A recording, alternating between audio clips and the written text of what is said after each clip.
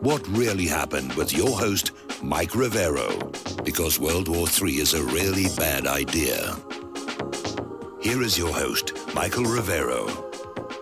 And aloha, America. Welcome to our show today. It's Thursday, August 23rd, 2018, and we've got a lot of stuff to talk about today. And the phone lines are open, 800-313-9443. Mike is in our control room, ready to answer the phone, put you on the air with your comments and questions. And our third hour guest today is going to be Don Wiskin of Extendivite. Once again, we're having him on the show in an age where people are becoming very concerned about what the big pharmaceutical companies are pushing.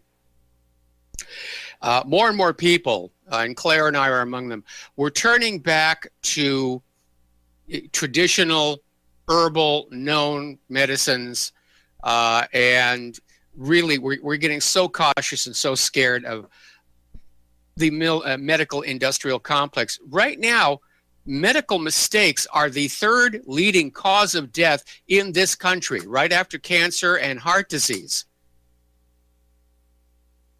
And nobody makes a big deal about that in the corporate media. They're always about, we've got to get the guns. We've got to get the guns. Your guns are dangerous. Guns are nowhere near as dangerous as doctors.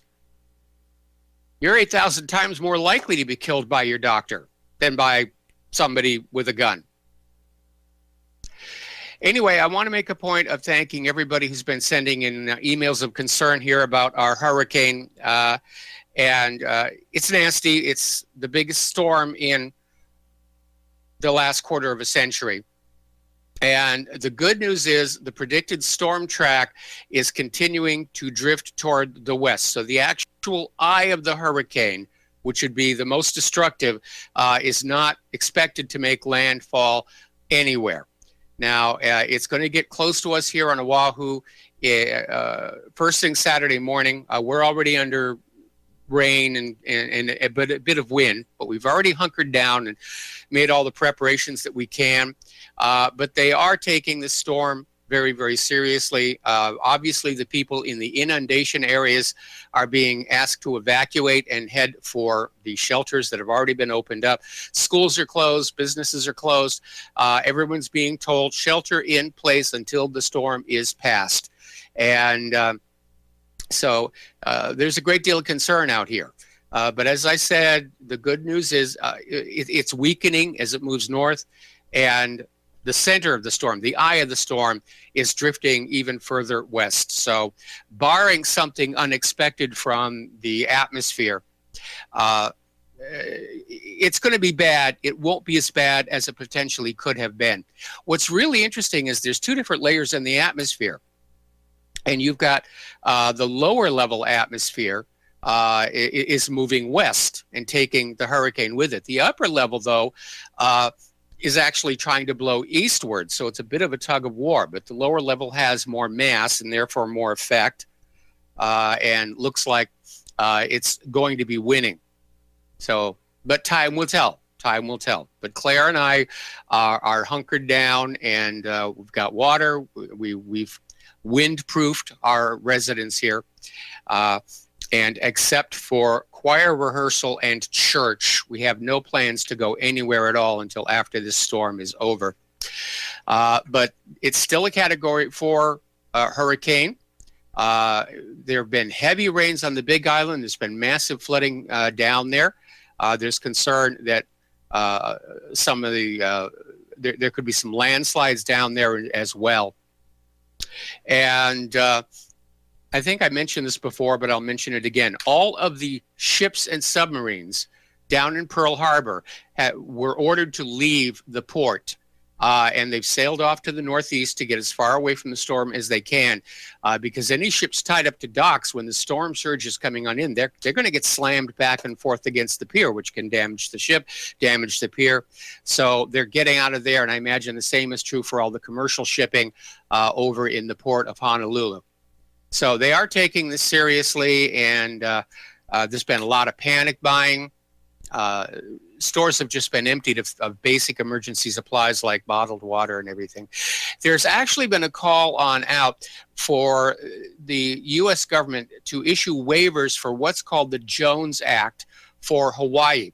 so that emergency supplies can get to this state much more easily. Now, the Jones Act is basically part of the Merchant Marine Act, and it goes back almost 100 years.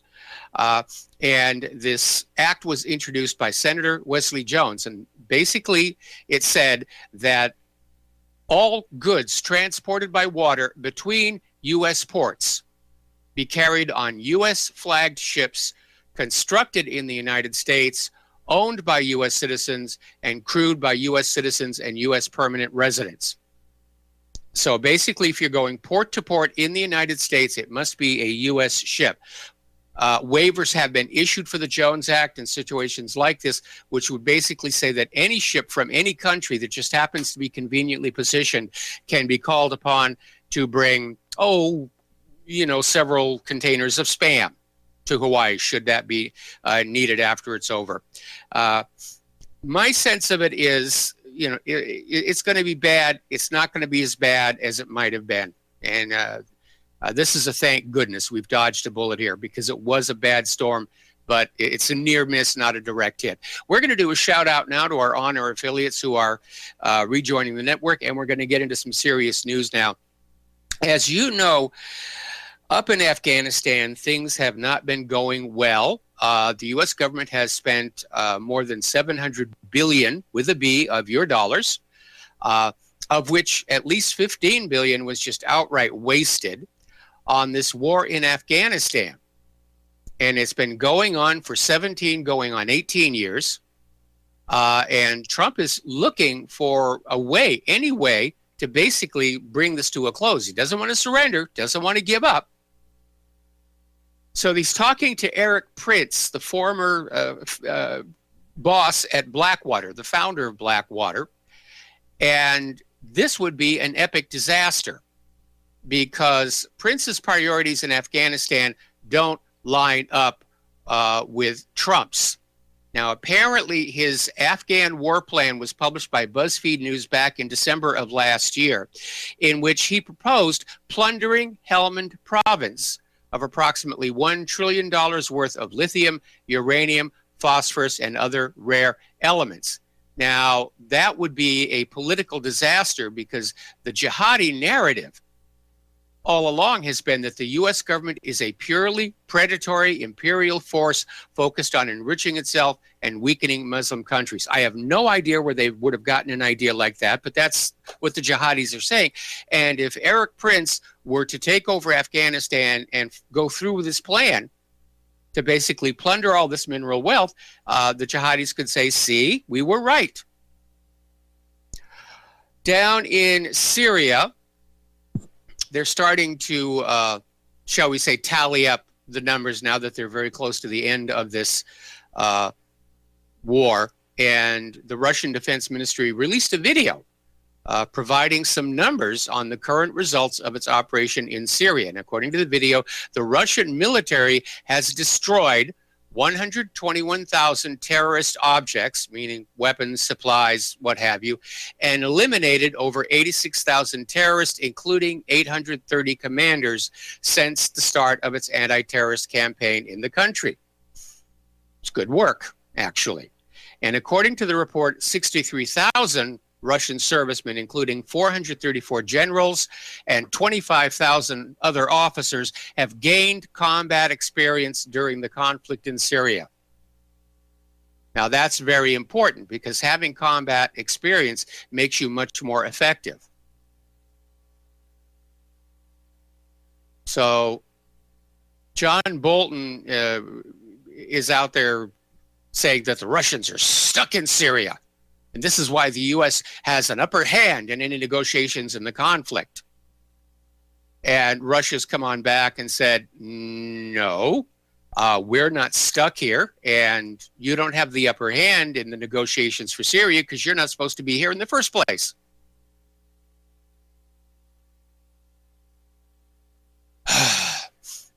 Bolton is also still screaming that Iran must leave Syria. Iran must go. Iran must go. And it's very odd to see the United States in Syria without a UN resolution, without a declaration of war from the Congress, without any legitimate right to be there, standing on Syrian soil and screaming that Russia and Iran have to go because the U.S. just doesn't want them there, even though Russia and Iran are there with the permission of the Syrian government and the United States is not. It is an extreme display of arrogance on the part of Bolton to do that here. Well, once again, they're wagging the dog for chemical attacks against civilians by Assad. And this article over in Investment Watchblog is saying, how many times can they seriously use this same lame accusation when all the past tries have been disproven? Even Mattis has admitted they have no evidence to support the claim that Assad used chemical weapons in the past. And yet here we go again. They're going back to the chemical weapons card, which means they're still looking for some way to escalate the war and get Assad out there. Now, I think it was yesterday we were reporting on this story where the U.S. is blocking any reconstruction aid for Syria until there's a change in the government, meaning they're back to Assad must go. And the United States is using their leverage at the UN to basically prevent the reconstruction. Well, that's not really going to work because Russia and China are already coming on in to help reconstruct Syria, which means Russian and Chinese companies will get all those building contracts. Russian and Chinese banks will be doing the lending and making the interest off that, which means the U.S. not only has failed to remove Assad, they're not going to make any money off of this war, which is, the ultimate aim. The reason you go in, you spend all this money to wreck a country is to make more money back by rebuilding it, throwing them into permanent debt here. Now, Bolton is really strutting his stuff these days, and he's up there saying that the European Union has to choose between Iran and the U.S. It's time for you to make a choice here. And the EU's probably thinking, well, let's give us some time on that one. Give us some time. But Bolton is out there saying Trump wants maximum pressure on Iran. And they're saying that actual regime change is not the policy, but they want to change the regime's behavior. And these reimposed sanctions are meant to bring these changes about, basically curbing Iran's interference in the Middle East, because after all, that's the United States' job. They're cutting in on our action here. And of course, they still want those long-range missiles. Now, Bolton is out there boasting the sanctions are having a significant effect on Iran's economy, but it says, so far, there's no change in the country's policies. The Iranians have been double-crossed by the United States so many times. They're not going to agree to anything because it's no good. The day that Trump pulled out of the Iran nuclear deal destroyed the credibility of the United States of America. Nobody believes our government anymore. And the U.S. is out there. They've weaponized sanctions. They're using them like this big caveman club to just whack on people. You get a sanction, and you get a sanction, and you get a sanction. And if you don't go along with it, we're going to sanction these other people too. Okay. Over in Europe, Putin was sent a question by a Finnish journalist saying that NATO's military infrastructures were moving towards Russia's borders, and the amount of the alliance's military equipment and personnel, as well as the number of military exercises near Russia's borders, were growing. And Putin said, naturally, we have to keep an eye on what's going on there and strengthen our infrastructures. We must respond to the emergence of components of the U.S. missile defense systems near our border, saying that these missile defense systems could be used for launching intermediate range missiles. So edging closer and closer, spending huge amounts of money. And yeah, now I'm sure the corporate media here in the United States is going to scream that, Russia's buildup represents Russian aggression. But, Putin is responding to NATO. Now, when the Soviet Union collapsed, the Russian republics were given a promise. I think it was specifically Mikhail Gorbachev was told NATO will not expand eastward past its current border, which at that time was Germany.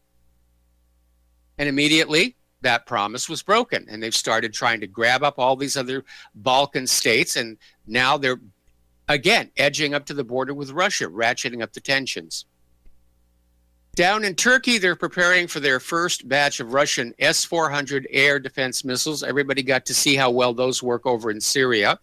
And as you know, part of the current friction between the United States and Turkey is that Turkey bought these Russian S-400 air defense missiles instead of the U.S. product, which is much more expensive and not seen as being as effective, which sounds like a good idea. But the U.S. attitude is, you will buy our weapons. You're not allowed to buy weapons from Russia. And as a matter of fact, there's this story that came out of antiwar.com where U.S. diplomats have been told to promote U.S. weapons sales in the countries they're assigned to. They're taking these diplomats and they're turning them into salesmen for Lockheed Martin and Boeing and all these other companies, General Dynamics. Just push those American weapons. It's all about making the sale, making the money. Now, right now, the Senate is looking at the 2019 Defense Appropriations Act, and Senator Chris Murphy wanted to include an amendment to withdraw all funding for the U.S. involvement in the war in Yemen. But unfortunately, that attempt was blocked by the Senate leadership, so it will not be included in the 2019 Defense Appropriation Acts. In other words, the Senate just blocked voting to defund the Yemen war. Now, what Chris Murphy wanted to do was to limit U.S. involvement in Yemen to the 2019 NDAA. But Trump's signing statement indicated he doesn't intend to comply with that. This meant using control over the funding through the Appropriations Act was the next real chance to require compliance. I don't like this idea of a signing statement. It's too much power for the president, where he basically gets a bill Congress has crafted and put together, and he signs it, and then he attaches a note saying, I'm not really going to go along with this exactly the way it's written. I'm going to make some changes. That's not in the Constitution. But the upshot of it is that U.S. involvement in illegal wars continues. Down in Israel, Prime Minister Netanyahu has announced an additional 1,400 new housing units, settler units, across the occupied West Bank. And it got met with outrage from the settlers. The settlers said, only 1,400? Last year you gave us thousands. This year it's 1,400. They're also complaining that Netanyahu didn't legalize a pair of currently illegal outposts in the West Bank. They're just grabbing the land as fast as they can. And Netanyahu is back to lobbying the U.S. government to recognize Israel's right to the occupied Golan Heights. And he's saying, I will not give up our expectation that the United States recognize Israeli sovereignty over Golan. And this came one day after Bolton told Reuters the U.S. administration was not considering the possibility of recognizing Israel's right to the Syrian area. Now, Israel annexed the Golan Heights. No country on earth has recognized that. All right, we got to take a break for commercials, and we'll be right back. Aloha, America. Welcome back to the show here. And I was just checking on the storm during the commercial break and just got a phone call from a family member. They're all worried about it. Apparently, the news reporting on the mainland is they love a good disaster. And again, I don't know how bad it's going to be. I don't think it's going to be as bad as they're making out. It's kind of like the way they reported on the volcanic eruption down on the Big Island. And a lot of people thought the entire state was melting down, or at least the entire Big Island. Again, Saturday we'll know. But there are a lot of thunderstorms trailing in the wake of the actual ice storm itself. But the outer edge of it is overhead right now. All right, let's take a phone call. Dustin in New Jersey. Aloha. Welcome to the show. What's on your mind? Yeah, Mike, I was always scared of you with the volcano and stuff. I'm like, I hope he has a rowboat ready with him and Claire so they can like rowboat out of it. Well, the good news is the island we're on, the volcano is extinct because there's really actually only one hot spot, and the Pacific Ocean plate drags over it heading northwest, and it pops up new little cones. But the active volcanoes down on the Big Island and all the rest of the archipelago, there's nothing going on there. Hey, Mike, I want to talk about not only is Turkey, but by 2020, India is going to have the S-400, and nothing's going to change that deal now. So India said to the U.S., don't matter what you're going to do, we're still buying the S-400. So that says something. Yes. You know, I mean, that says they're moving. And you know, Mike, what's funny? Remember Trump is like, Germany, you're being held hostage by the Russians with the natural gas. And then buy some of our natural gas from the liquid. I mean, yes. Come on. It's all about business. Yep. What a joke. It is. The same with the weapons, you know? Yeah, what a joke. I mean, geez. I mean, buy our weapons. Don't buy their. I mean, this is the kind of crap that we've come to. You know what I mean? Like, this is it, you know? I mean, what about, hey, don't buy their infrastructure, Syria. Buy ours. You know what, Mike? What you said it today also with the U.S., but the UN, political part of the UN, is not allowing reconstruction of Syria. So the UN is a dirty pile of crap, too. Yep. You know what I mean? Because it's sad. The UN is a joke. You know, why do they even exist anymore? They're just a money launderer. I mean, what's your take on the UN now? I mean, I don't think they're legitimate at all anymore. Well, they're heavily politicized. They're just as corrupt as any other government structure here. And I actually have a contact inside the United Nations who has shared some stories about just how unimaginably corrupt they are over there. But they are basically under the sway of both the United States and, through the United States, Israel. Basically, the U.S. has commandeered the United Nations to block Syria's reconstruction until there's a change of government, meaning Assad must go and a government we like gets put on in. And I mean, we were in Syria 7 years and couldn't pull it off. And France and Britain too, Mike. They're part of the problem too. Well, I don't think they were all that enthusiastic about being there. They were there because the U.S. said we need to look like a coalition, so it's not just the U.S. whooping on Syria. But apparently, there's a story that just came on out here in Fort Russ, where apparently somebody has leaked it out that the White Helmets are planning a staged chemical attack in Idlib in order to justify a U.S. airstrike that would target the Syrian forces. I hope they're not dumb enough to target the Russian forces. But that's where all this talk is coming from. They're looking for a way to rescue the remaining jihadis in Idlib and give them a way out and keep this thing going. And Mike, did you see there was the Russian military came out and they said that they killed probably about 84,000 terrorists. And I want people to think about that number. 84,000. That's an army. And that's not all of them. That's only a portion. So, I mean, people got to think about this. Where the heck are they all coming from? They're coming from Britain, France, Saudi Arabia, Bahrain. Yep. You know, it's a mercenary force. I mean, that's a lot of people. You know what I mean? And you can't take your weapon over there when you're on a flight. So, you know, obviously they were being armed, dropped. You know, we know with the drops and all this and funding and this or that. So, I mean, this is what's been going on. Yeah. You know, I know people don't want to hear it. You know, I mean, 84,000 people they killed. They're all terrorists. But that's only probably 1/3, that was, that we know about, because obviously somebody's not counting each one by hand, but I mean, that's a lot of people.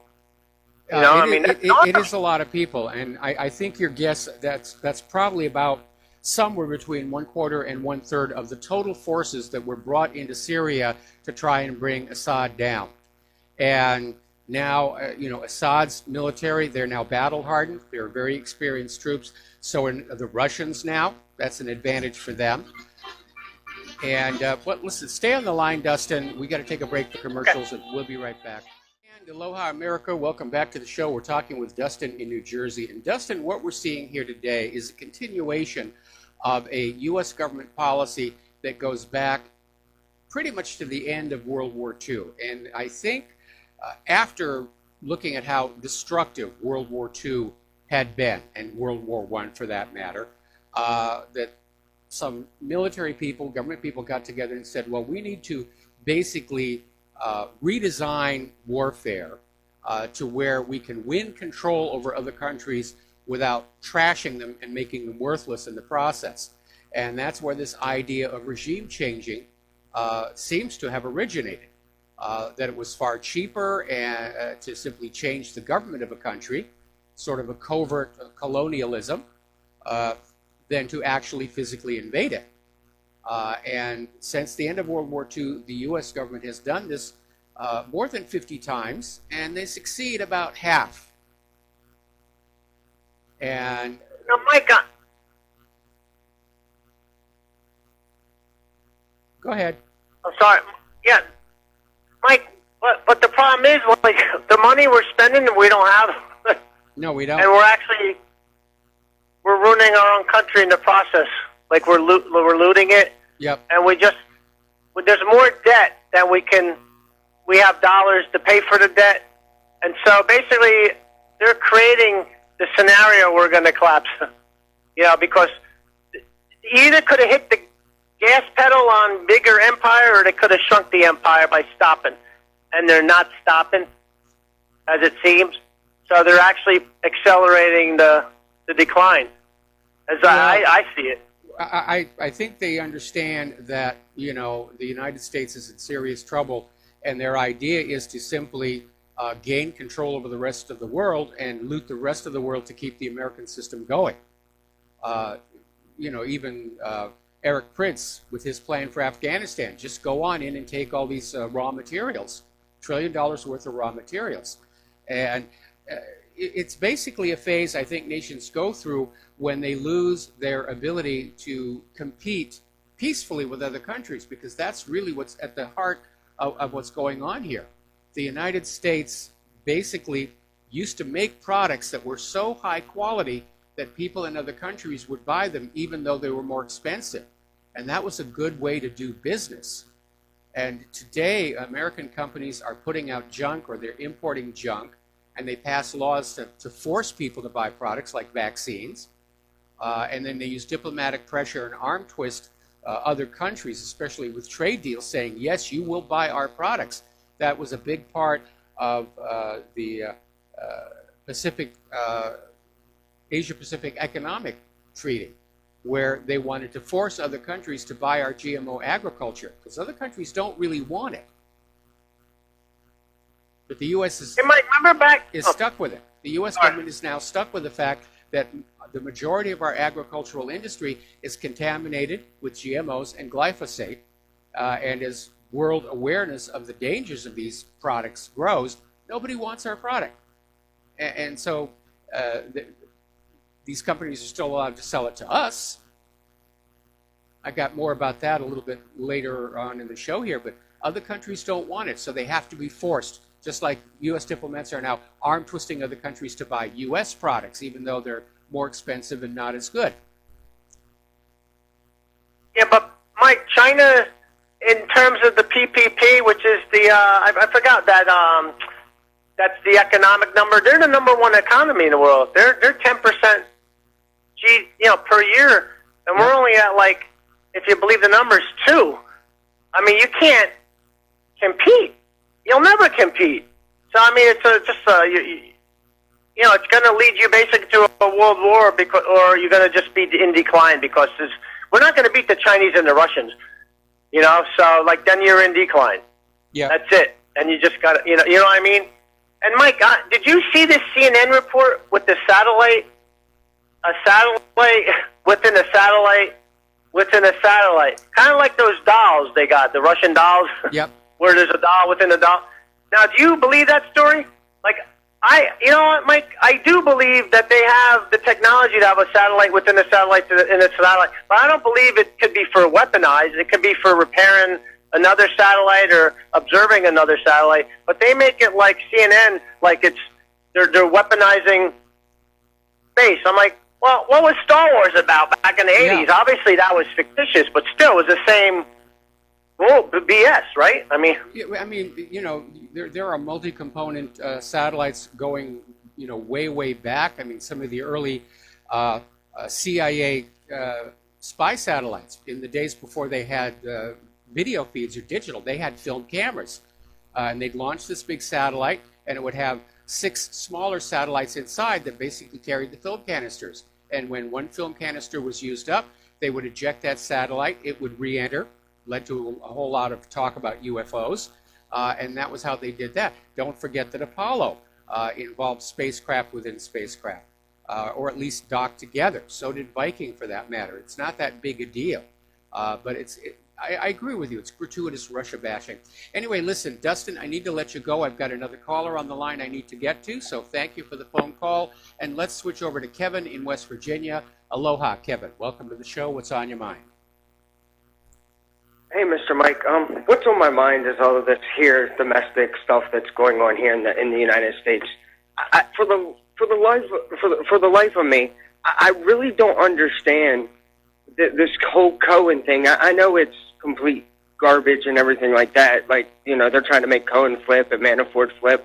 But what does paying off a porn star have to do with Russian collusion? Absolutely nothing. What?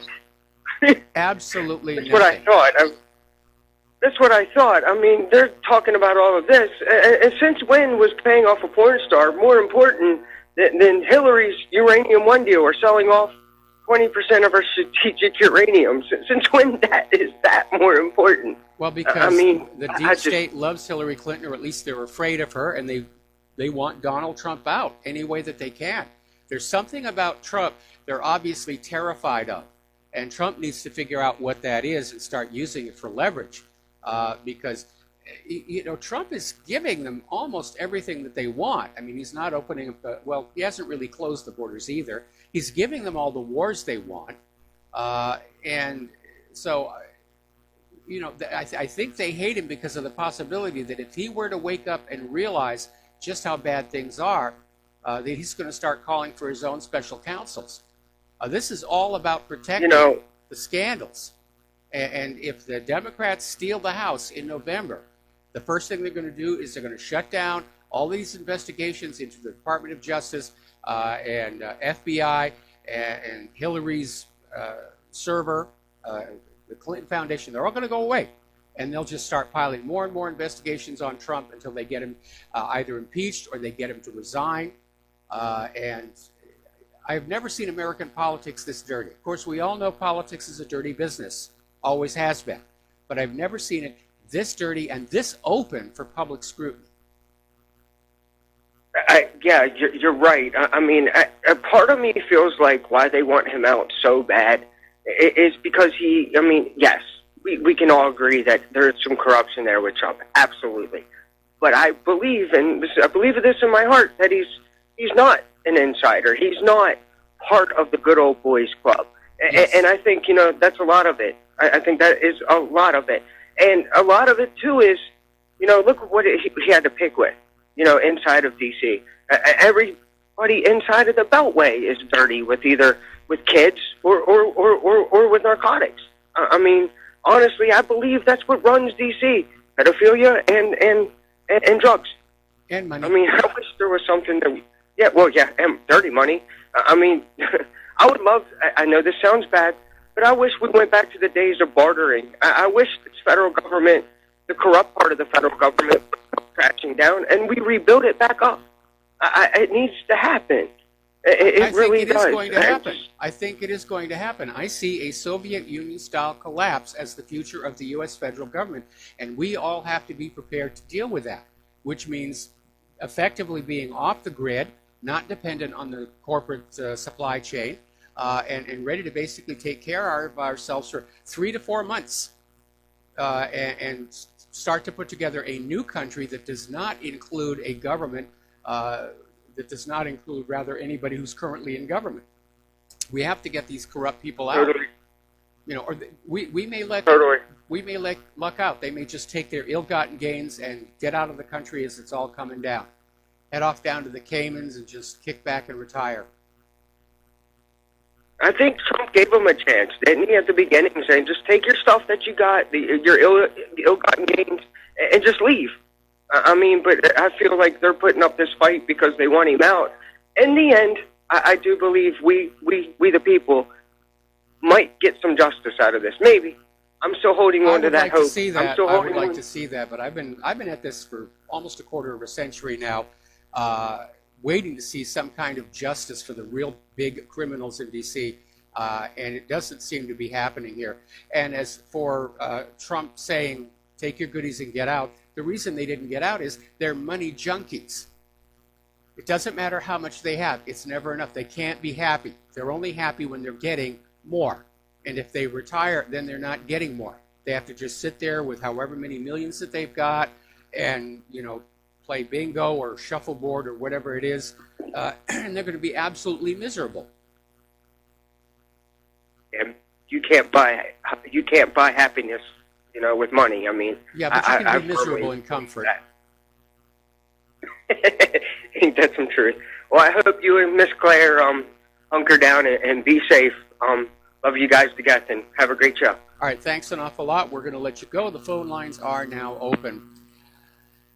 Jim Rickards is sounding a warning that we might actually be closer to a shooting war with China than most people think. Now, we've been hearing out of U.S. government spokespeople that China is a bigger threat to the United States than Russia. They're not really clear why this is so, and we do know that the United States is concerned about projecting power into the western part of the Pacific. And China is definitely building their military and exerting their territorial prerogatives, especially in those islands in the South China Sea. Now, one thing that I keep seeing in the corporate media over and over again is how China just built these islands. That's not accurate. Those islands were always there. China is building them up. It's expanding them. It's improving them. But those islands have always been there, and they were part of China before World War II. And then Japan invaded them.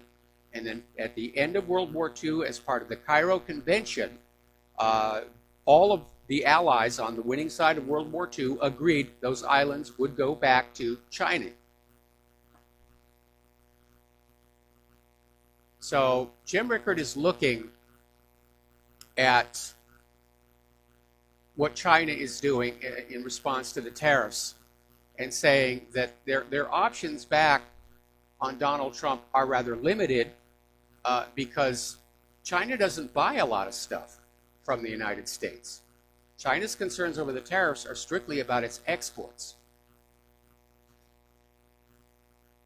And Rickards is saying China could actually be pushed into a shooting war, whether it's over those islands. Certainly wouldn't want it to be here. But I think the U.S. government needs to recognize that its continued belligerence against the rest of the world is creating a lot of hostility. It's isolating the United States, and at some point, somebody's going to say, well, we know it's coming anyway, let's start it today, and they're going to push a button. Over in Moscow, a man apparently opened fire at 2 police officers standing outside the Cambodian embassy in central Moscow. He injured one of the police officers. The shooter himself was shot by return fire. Apparently he's in critical condition. And because he can't talk, they don't know why. This guy did it. He just was walking by and he took out a gun. and opened fire. Now, getting on back to America's weaponry, we're going to pick on my favorite boondoggle, the F-35. Apparently, over at Eglin Air Force Base, an F-35 was forced to make an emergency landing for an unstated in-flight emergency. They're not saying what happened to the plane, but the pilot brought it in for a landing and landed successfully up until the moment the nose gear collapsed and pitched the aircraft forward onto its nose. Pilot's unhurt, but heaven only knows how much it's going to cost to repair that. So now we have to ask, is the landing gear weak on the aircraft? Remember, it's actually a lot heavier than it was originally supposed to be because of all the stuff that's been added to it. Larger engine to try and improve its performance. All these electronic things. All right, let's turn to the domestic politics because a lot is going on there. Now, Donald Trump is out there saying that Michael Cohen lied to cut a deal. And Trump has been comparing Cohen to Paul Manafort, saying that, Manafort got just absolutely brutally beat up by the Department of Justice over this 12-year-old tax case, which is weird. I thought there was a 5-year statute of limitations on tax cases. Anyway, they put tremendous pressure on him, and he refused to break. He refused to turn on Trump and make up stories about him. Cohen did. And we know that getting people to lie to get Trump is part of what they like to do. Remember, Lisa Bloom was caught offering women up to $750,000 to accuse Trump of sexual assault leading up to the election. That didn't get a lot of coverage in the corporate media. It was covered in the independent media, probably another reason the corporate media doesn't like us very much. But Donald Trump on Fox and Friends basically said the payments didn't come out of campaign financing. And remember, according to that story that was over at 12160, the actual government indictment says that Trump called off this deal that Cohen had proposed. Cohen is still out there all over the media right now saying, oh yes, Trump told me to do it. It's all his fault. Trump made me do it. Well, if you know it's illegal, Cohen, you're not obligated to do what then candidate Trump tells you to do. We're going to take another break for commercials, and we'll be right back after these few words. Aloha, America. Welcome back to our show here. Now, Judicial Watch is suing the Department of Justice for records about the raid on Michael Cohen's office, home, and hotel room. Apparently, there is a question of whether these raids were legal, justified, whether there were actually warrants, whether they were valid. And so Judicial Watch, as usual, has filed Freedom of Information Act requests, gets turned down, and has to follow up with a lawsuit. And it's just another way of delaying the process because the courts always grant Judicial Watch, access to the documents. And then the Department of Justice will say, well, we'll get them over there sometime soon. You're not in a rush, really. You're not in a rush. We'll get them over there eventually here. Okay. Now, but there's no question. They railroaded the guy. Knowing that everybody in Washington, D.C. is guilty of something makes it easy. Go after them, find what they're guilty of, threaten to put them in jail unless they do what you tell them to do. And that's exactly what Michael Cohen did. By the way, Cohen's lawyer, Lanny Davis, is a registered foreign agent for a pro-Russian oligarch that is wanted by the United States government, Dmitry Firtash. He's a Ukrainian oligarch, and, well, there's your Russian collusion right there. By the way, apparently, Lanny Davis went on TV asking for money for like a GoFundMe, and apparently the TV audience laughed at him here. A lot of people are out there saying, will Trump pardon Manafort? Personally, I think He should. This is such an obvious political hatchet job here. And of course, everybody's saying, "Oh, that would look bad. That would look bad. That would be very questionable. That Mueller would just look at that." But look at all the other questionable people who've been pardoned by previous presidents. We had, Bill Clinton pardoned Mark Rich just before he left the White House here, and we had, let's see, was. Apparently, basically Clinton issued 396 pardons during his tenure, 140 of which were issued on his last day in office. And one of his most high-profile last-minute pardons was even investigated by, drumroll please, James Comey, who found there was no wrongdoing on Bill Clinton's part.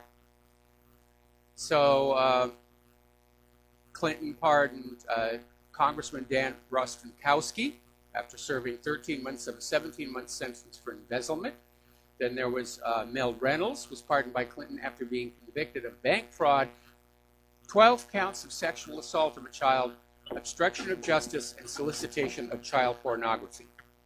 All right, we got to take a break here for station identification. We'll be right back. And aloha, America. Welcome back to our show. Now, obviously, these convictions or guilty pleas from Cohen and Manafort have really emboldened Trump opponents. They've lit up. Oh, hallelujah, hallelujah, hallelujah, and so forth. But as so many people have already pointed out, this has got nothing to do with Trump's possible collusion with Russia. Mueller has basically gone so far outside of his original mandate, and it really is a joke. That's what Rod Rosenstein supposedly set Mueller up to do. Look into the issue of Russian collusion. And he hasn't found it. So now they're trying to just find something, anything they can use to try and put pressure on President Trump. And it is a witch hunt. It's an absolute witch hunt here. Now, Mark Penn, who was the former pollster for both Bill Clinton and Hillary Clinton, has written an op-ed in The Hill yesterday, in which he argues Michael Cohen's guilty plea shows the double standard prosecutors have applied unfairly to Donald Trump. Penn argues that while what Trump is alleged to have done, paying Stormy Daniels for a non-disclosure agreement she had sought for 5 years prior to the election, was legal, Hillary Clinton failed to report campaign expenditures that led to the Steele dossier. And Penn is arguing if anyone broke campaign finance law, it was Clinton, not Trump. But the prosecutors are after Trump. They want him out of office. It's like I said before, politics is dirty. We know that. But I've never seen it this dirty or this visible, this open. Now, over at courtesy of the Investment Watch blog, we now know for a fact that, yes, Hillary Clinton still has her national security clearance. And I notice that her name is not on the list of people Trump is considering yanking security clearances from. And I have to ask why. Because if we take former FBI Director James Comey at his word, that Hillary didn't mean to do wrong, he still described her as extremely careless with classified material. Now, I understand that there was an issue where Hillary Clinton insisted she needed to keep her security clearance while she was writing books about her time at the State Department. That doesn't really make sense, because anything that requires a security clearance, she can't put in the book. It's all about spying on the government, keeping tabs on things, or selling this stuff off to foreign governments. Ann Coulter, I don't always agree with her, especially when she says things like a little radiation is good for you. But she's written an article called The Pantsuit That Cried Wolf, in which she basically lays it out that this whole Russia conspiracy is classic Hillary. And that Hillary was the one who first came up with this idea that it's going to be Russian collusion, that the Russians are evil.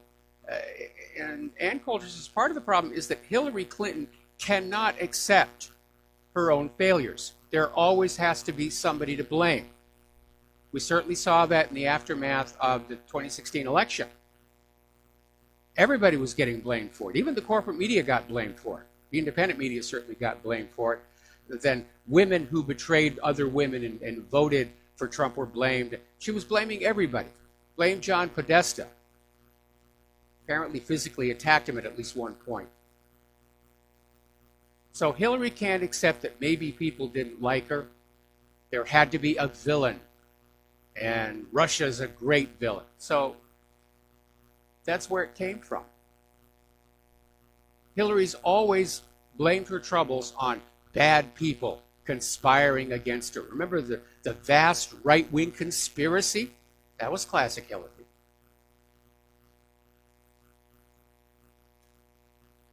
So Coulter is right. She's got it bang on here. Let me get her book. All righty. Now back over at the Department of Justice, Jeff Sessions has let off another deep state crook. Apparently, the Department of Justice is declining to prosecute a corrupt FBI agent who took gifts and money from a confidential human source, which is Bureau speak for an informant. The FBI agent also protected the source's illegal business and misused the FBI assets for personal gain. And Jeff Sessions said, nah, not a big deal. He didn't mean to do wrong. We're going to let him go here.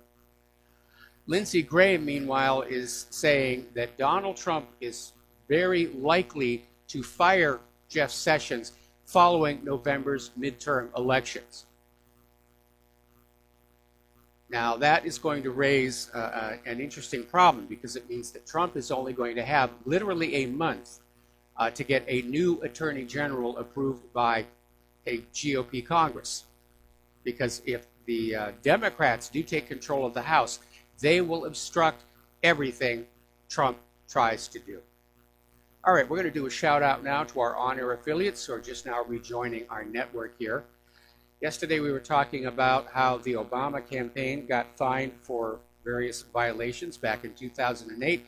And apparently the Biden for President campaign committee owes the Treasury more than $219,000 because it accepted excessive campaign contributions and understated the value of a trip taken on a private plane in the 2008 campaign. And Biden's press secretary said that, yes, they're going to pay the amount owed. So they're all cheating. They're all bending the rules. They're all cutting corners. This story worries me. It's out of bigleaguepolitics.com, and it's talking about this violent Antifa group is planning what they describe as a red army to, quote, annihilate conservatives, end quote. And this is coming out of Red Guards Austin, which is a self-proclaimed Marxist-Leninist, Maoist, violent Antifa group, has called for the formation of this army. And this group out of Austin, Texas, works in tandem with Red Guards Kansas City, Red Guards Pittsburgh, Red Guards Los Angeles, and Red Guards Charlotte to annihilate those they believe are collaborators or fascists. We're getting into a serious, serious situation where now the violence is getting really organized across the entire country here. Okay, just got another hurricane warning. Okay. I'll have to take care of that later. Now, turning to the economic news. Oh, we have a caller on the line. All right, let's take the call. Scott in Texas, aloha. Welcome to the show. What's on your mind? Well, I had a nice little phone call with Cody after we hung up yesterday and addressed some of the points that y'all were asking about. And we did a video, a podcast on it on Real.video. And it's Snafu Radio and Cody Snodgrass address. I couldn't remember if it was a respond to Michael Rivero and what really happened, and lay out, because you were asking about why isn't he not dead, and all these kind of things. So we addressed some of those issues and talked about censorship. And, you know, y'all can have your point of view and sit around and snicker and laugh or make fun of or whatever, you know, like that Nathan dude did. But you don't have the right to censor people. And if you don't agree with them, you just knee-jerk reaction to shut them up and cut them off and and dismiss them outright. And if that's the way you want to run your show, I mean, it's no better than YouTube for censoring people. Well, so we addressed all. There are some policies that we have here. To get on it. Well, there's some policies that some what now? Okay, when we have people calling into the show who are being abusive or who are trying to push an agenda that we already know is illegitimate, I do tend to be rather short with them. There's no question about it. And there are people that I'm not going to just let rant on and on and on, trying to use my show for their particular platform. They're free to open their own platform elsewhere. I try to be very polite and respectful with callers, but there are callers who are troublemakers. And again, it's my show, and I do have the authority, if you will, that troublemakers are going to get cut off because that's all they're here to do is troublemaking. And there are topics which are basic. There are topics which are not allowed. Yeah, well, that's what I'm saying. You know, I mean, if you want to just censor somebody when they bring something up, you know, instead of saying, yeah, okay, well, you know, I might look into that. No, you just totally dismiss them outright. I know how you do. I've listened to you when you used to do the same thing with John from Barbados. You know, I've listened to the show for a long time. Well, so, wait a minute, yeah, I mean, Scott, you can have whatever you want. Scott, I never did that with John in Barbados. He was one of the show's best callers, and we all miss him.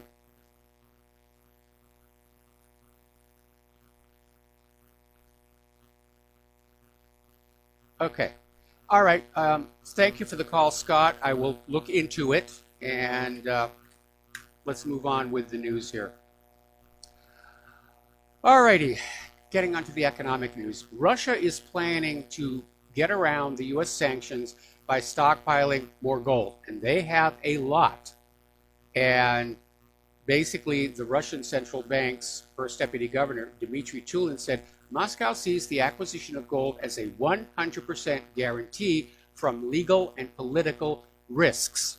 In other words, they want to settle accounts in gold and not go through all this paper currency, electronic, whatever. And they're doing this in response to Washington threatening to impose new sanctions on Moscow until Moscow changes its behaviors. And along those lines, over in Switzerland, one of their largest banks, Credit Suisse, has suspended $5 billion in assets linked to Russia as a result of Washington's sanctions against Russia. And there's apparently fear among Western banks of reprisals from the United States for working with targeted Russian individuals and entities. Now, according to Reuters, the bank froze the funds in the second part of 2018. And Credit Suisse denies freezing the Russian assets. They simply reclassified them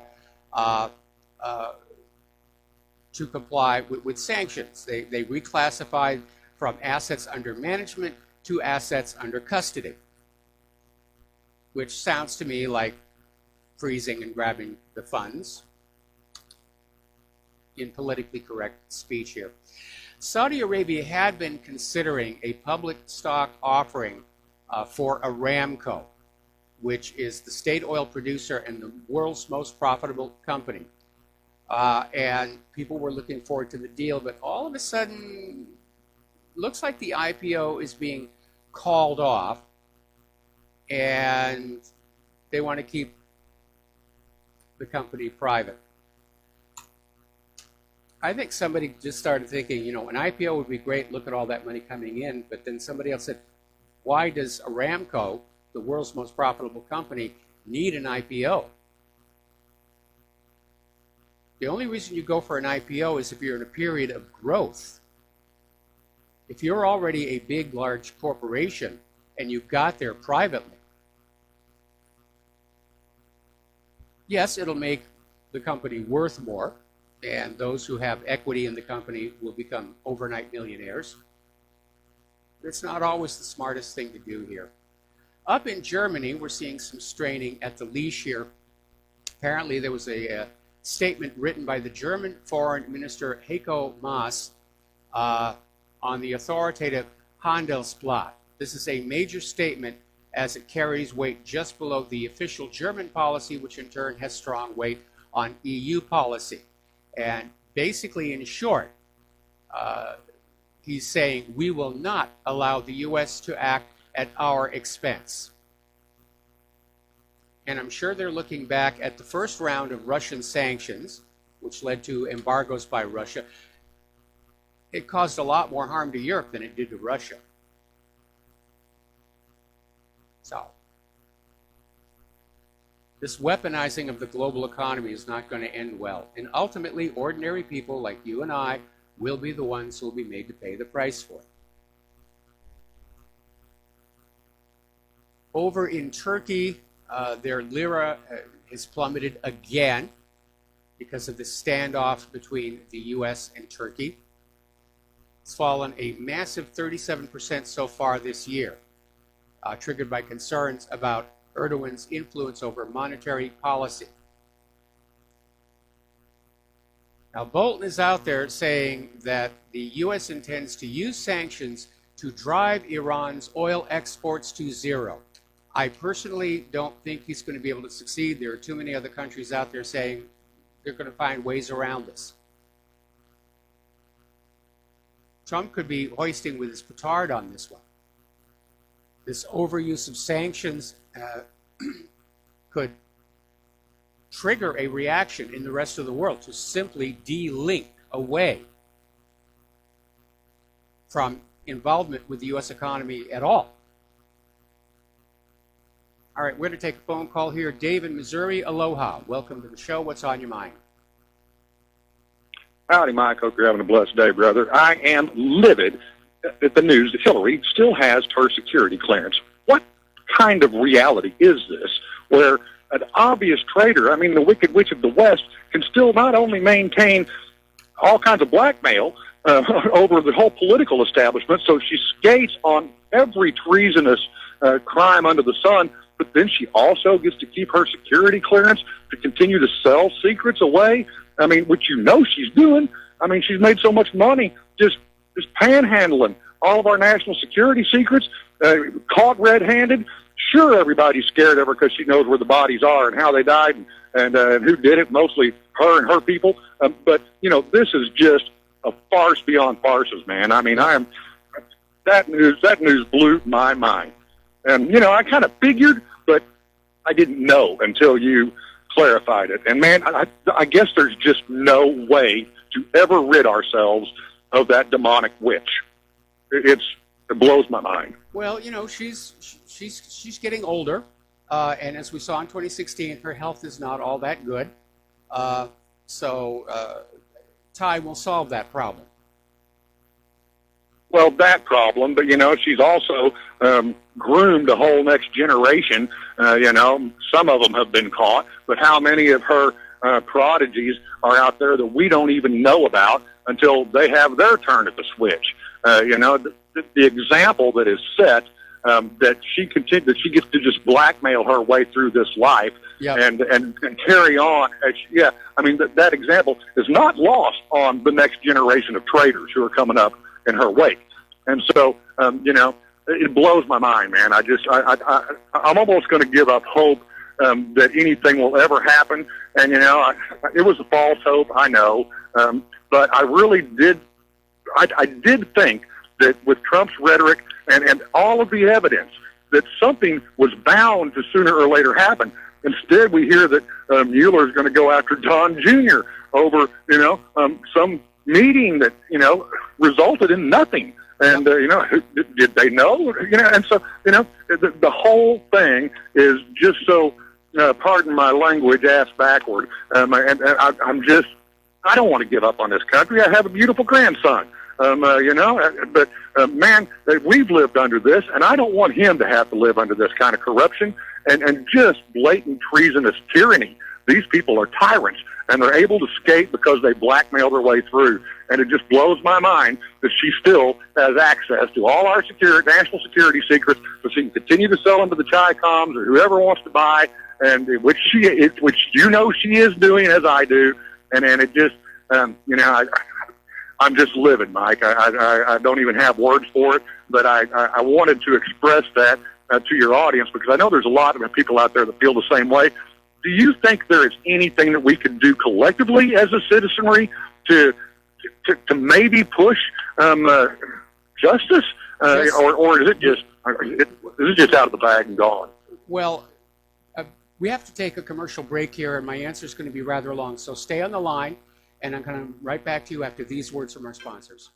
America, welcome back to our show here, and we're talking with Dave in Missouri. And Dave, the best thing that we can all do right now is to keep each other informed what's going on.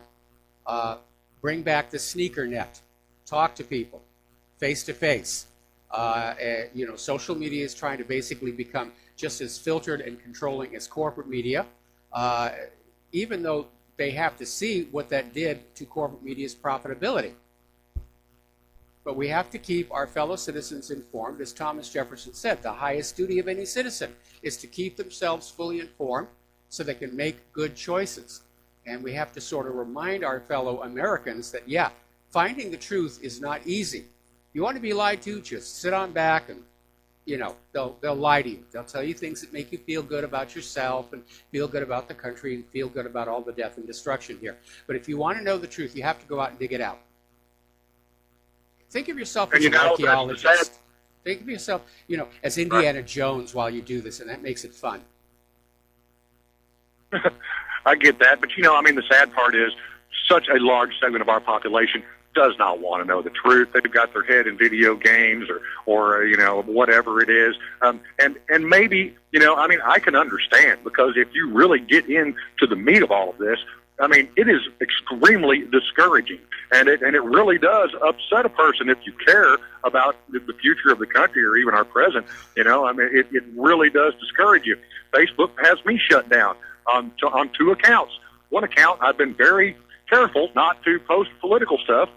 The other one, I do. And they've got me shut down from both because they evidently drew the line and connected it. And so I am one of those. I know there's many who, I had pretty much decided to ditch Facebook anyway, because they've really become nothing but a communist outlet to just lord power over people. They don't produce anything. Yet their founder is one of the richest guys in the world. How does that happen? Selling our information to corporations. And so, and the stock, that whole thing has got to be a bubble, because there's no real value in the company. It could be MySpace tomorrow, and I believe it probably will be if they continue to act like this. They're not lord over anybody, but they're sure acting like it. And so the more they censor people for trying to stand up and do what they believe is right, speak the truth to power, speak the truth to their neighbors and friends, try to inform the citizenry, as you said, and they stomp on you, the more that happens, the more people are going to turn away from them. And I really would challenge everybody to consider ditching Facebook, Twitter, Instagram, all that garbage that is sitting on top of people and denying people's free speech. They are not, they're not the end-all and be-all. Competition can come and needs to come. And so I don't know if we need to find another outlet. A program like yours could promote a conservative outlet for social, because I do believe social media has an important place in that it can connect people who are like-minded, help you share ideas, help you grow and learn. Just what you do on the radio. Social media has a place, but not this controlled communistic death to free speech kind of thing that we're seeing. That is on its way. That's a dinosaur dying. And so I really believe they've shot themselves in both feet. There's all these new social media startups, these replacements for YouTube, replacements for Twitter. Kim.com is working on one of those. And there's going to be a shakeout where we see which ones survive and which ones don't, and a couple of them have already shut down. But they are doing very well. People are signing up because people want the truth, and they want the right to speak their mind without any kind of a consequence. And Facebook and Instagram will probably continue because right now they are the golden throne of America's self-absorption. If you look at a lot of what's on Facebook and Instagram, it's all about, ooh, a picture of me in front of this and a picture of me in front of that. I think selfie sticks are a really serious symptom of how our society has become extremely vain. And we certainly don't have any justification for it. You know, we're a nation full of narcissists who, you know, run around with our head in the sand, ignoring reality and tuning in to just whatever, I guess, tickles us or whatever. But anything that's real is like people are allergic to. And so, I mean, and I see that just trying to speak to people. I mean, they just glass over. They don't want to hear it. And, you know, it's like if it's not an election year, then they're tuned out of reality and, you know, and carry on with their, and I get it. Everybody's worked to death. You know, we haven't had really a raise in income, wages in, 20 years now? And so, you know, people are working harder for less than ever. Yes. The cost of everything has blown up. So, you know, I mean, we're working hard to support that war economy. Yeah, the day-to-day reality has exhausted people so that they just don't mentally have the ability or the stamina, strength to tune in. And I get it. It's so discouraging. But if we don't, man, you know, we just continue to surrender to people like Hillary Clinton who skate. And it blows my mind, man. I mean, I'm thinking about Honduras, and I'm not sure where to go. I don't blame you. I wouldn't come to Hawaii right at this particular minute. Anyway, Dave, got to let you go. Got to take another break for commercials. Back with more phone calls after these few words. And aloha, America. Welcome back to our show here. We're going to take some phone calls. Dustin in New Jersey. Aloha. Welcome back to the show. What's on your mind? Mike, I hope you got that 3-second delay on because, Scott, don't bring John from Barbados up like that no more because he was our friend, right, Mike? I mean, yes. Remember when his daughter called and says he passed away? Yeah. Mike, you know how much that hurt me? I mean, he was a good guy, you know? And you get this guy, Scott. When's the last time you called in, Scott? It's August 23rd today, right? Yes. You know, where the hell were you, Scott? You know? John from Barbados gave us a lot of great information. He might not be wrong, you know, right all the time, but he was a good guy. I call in just as much as John from Barbados. But I mean, this dude, Scott, either coming from Washington, D.C. or Langley, Virginia, Mike, or some front because... I actually got an email. I actually got an email saying that Scott must think there's a 2-drink minimum demanded prior to calling into our show. Yeah, I mean, John from Barbados was a great guy. I mean, yes. Then he brings him up like you cut him off or this or that. Bull, man. You know, Mike, I'm aggravated, Mike, because, you know, I mean, come on now. What kind of creepos are calling in? Just like that other guy about Alex Jones. Well, you know, if you don't like it, don't listen or watch it. You know, this kind of crap pisses me off, Mike. Well, it really does. Yeah, you know? Again, we're getting a lot of shill callers who are trying to disrupt the show and take it off topic, waste our time, and so forth. And it's just another way, it's another part of the attack on the independent media. Anything else, Dustin? No, Mike, I just want to say, you know, this is the kind of people we're dealing with. John Barbados passed away. You know, we all love John from Barbados, but don't bring him up like that. You know, screw you, Scott, okay? Thanks, Mike. Bye. All right, you're welcome here. And considering how long it has been since John from Barbados was with us, it almost feels like Scott just picked the name out of the air. You know, because it has been a while since John passed away. All right, back to the phones here. Francis in North Carolina. Aloha. Welcome to the show. What's on your mind? Aloha to you both. And I really wasn't looking to call in, believe me. There's a couple points. One was about the security of the various politicians and so forth. But first, I have to address another side issue that got brought to my attention. I know Dave means well, bless him, but I think people need to get their terminology straight before using it, i.e., calling a politician a wicked witch.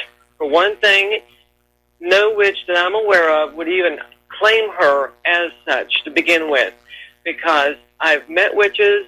They're not wicked. The ones I have met and come in contact with are vegetarian. They abhor the aspect of bloodshedding and so forth. And, you know, the terminology can go on and on and on as far as my expression or definition goes of the people I've met that are legitimately a witch. So calling her that is really abhorrent and an insult. A lot of people find that to be troubling or whatever. That's fine. That said, the aspect of people getting upset about, well, I can appreciate why, that Hillary's security clearance has not been revoked and so forth. But you know what? How many other politicians' security clearance have not been revoked for that matter? There are a number of them. After all, if they're part of the District of Criminals circuit, as a lot of them are, otherwise they wouldn't be there, then believe me, they have access to that same material for that matter. And this whole cursory revocation of their security clearance in reality in this day and time, since the year 2000 or since 9/11, is a complete joke. Sadly to say, it's a complete joke. It's especially with all the various what I call alphabet soup agencies out there that are supposedly minding what's going on to whom and from where and whatever have you, is also behind that whole facade of a security clearance being revoked for that matter. Now, with that being said, I hate to drag this other part into it, but since there seems to be an issue about that you even addressed about ransom notices on as far as the internet goes and ransomware or whatever have you, well, let me put it this way. If the NSA, FBI, whatever agency you want to call it, or alphabet soup you want to call it, since they seem to be unable to handle it or clear it up, then it's suffice to say that they're behind it. Otherwise, that would have been cleared up a long time ago. After all, it is just electronic keystrokes on a computer, of all things. I mean, it's electrons. It's someone getting behind a computer screen and typing up a note and sending it who knows where, just to see what they can claim, for that matter. And they are basically pros at this stuff. Not that some of the various computer companies out there like Microsoft and who knows what, and Apple and who knows what isn't behind or allowing a lot of this to happen on their systems, so they're getting a big-time killing over it. So with that, I'll let you have fun with it. Your thoughts? Well, meanwhile, I'm out of here.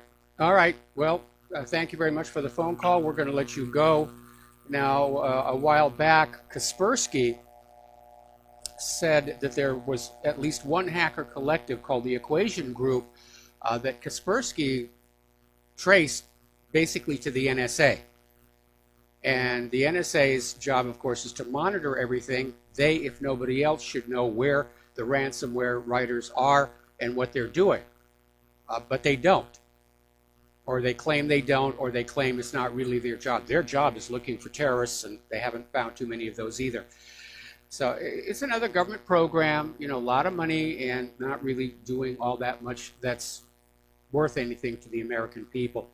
But a big part of the problem are all the back doors which have been put into our software and hardware going back almost to the very beginning of the personal computer revolution.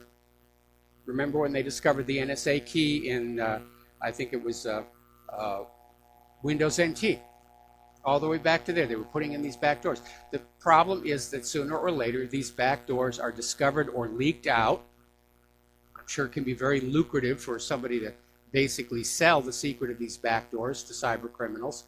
Because cybercrime, it's not just some kid sitting in a basement somewhere anymore, you know, with a script kiddie. It's become very highly organized. It's another form of organized crime. And no, the government isn't really doing anything about it at all. Alrighty, so phone lines are empty. Let's get on back to the news here.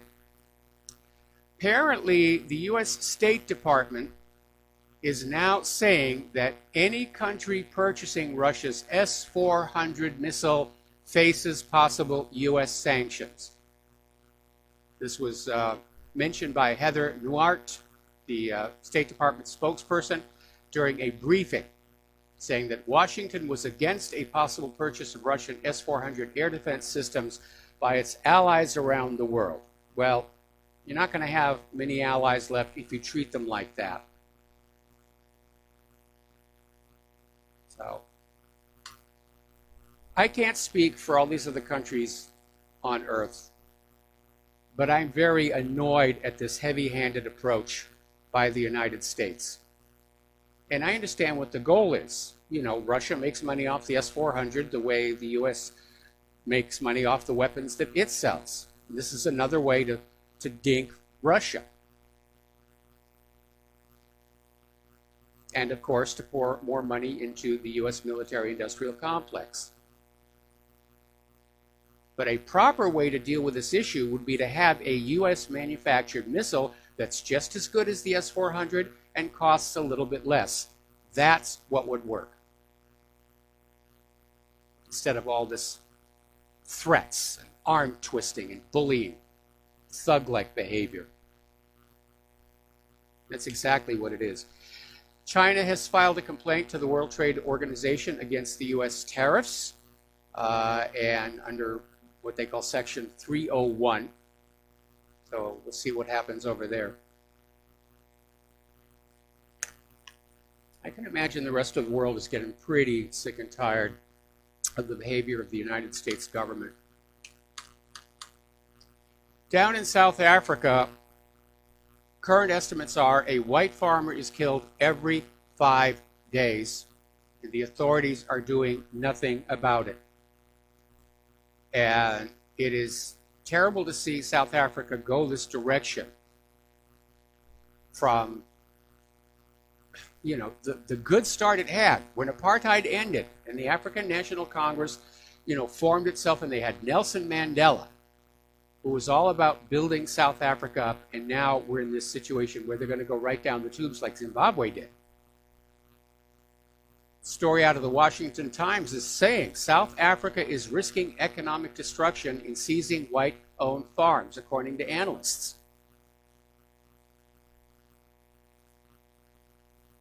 And a lot of people are saying this is basically communistic. So they're basically going back to before Nelson Mandela and saying what happened to us all the way back then now justifies what we're doing to you. And we hear a lot of that rhetoric here in the United States, where people like Antifa are out there, you know, or I'm sorry, Black Lives Matter are out there saying, well, you know, there used to be slaves in this country. Yeah, back in the 1800s. Doesn't matter. We have a right to take your wealth because we were all slaves. Actually, most black people weren't slaves. And very few white people were slave owners. In the antebellum South, only 4% of the white people owned slaves. A lot of blacks owned other slaves. So, over in London, there is a charity, if you will, near Charing Cross Station. And every day you see this line formed of people waiting for their dinner. Now, some are clearly homeless, carrying their bags with all their worldly possessions. Others wear work clothes. They have a job. And even though they have a job, they can't afford to eat. So they have to go to this charity, and food packages are handed out. Now, we're starting to see that here in the United States, where even people with jobs can't afford to eat or even find a place to live. Remember that story a while back? This person working for Google, because of the high rents in Silicon Valley, was working at Google and living out of her car.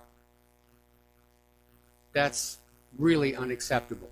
For one thing, you're not going to get good job performance out of workers who are suffering that hard. Today in America, 52.1% of children under the age of 18 live in households that are getting means-tested government assistance. It's the same thing. Households where people are working and working hard, and they still don't have enough money to feed their children. as I mentioned to that caller earlier, we're all being worked to death to support that war economy, because that's what we've been living in for the last 17 years, a wartime economy. If you know anybody who's old enough to remember World War II, who was a civilian, didn't serve in combat, just ask them what day-to-day life was like, and they'll tell you there was ration cards, there were metal drives. Literally, they'd come around with trucks and say, any metal that you can spare, old pots, old pans.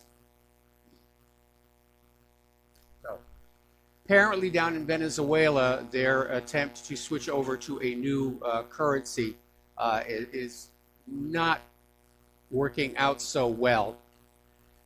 They're trying to link this currency, the sovereign bolivar, to the petro, which is an oil-backed cryptocurrency, which, by the way, is now banned by the U.S. Treasury.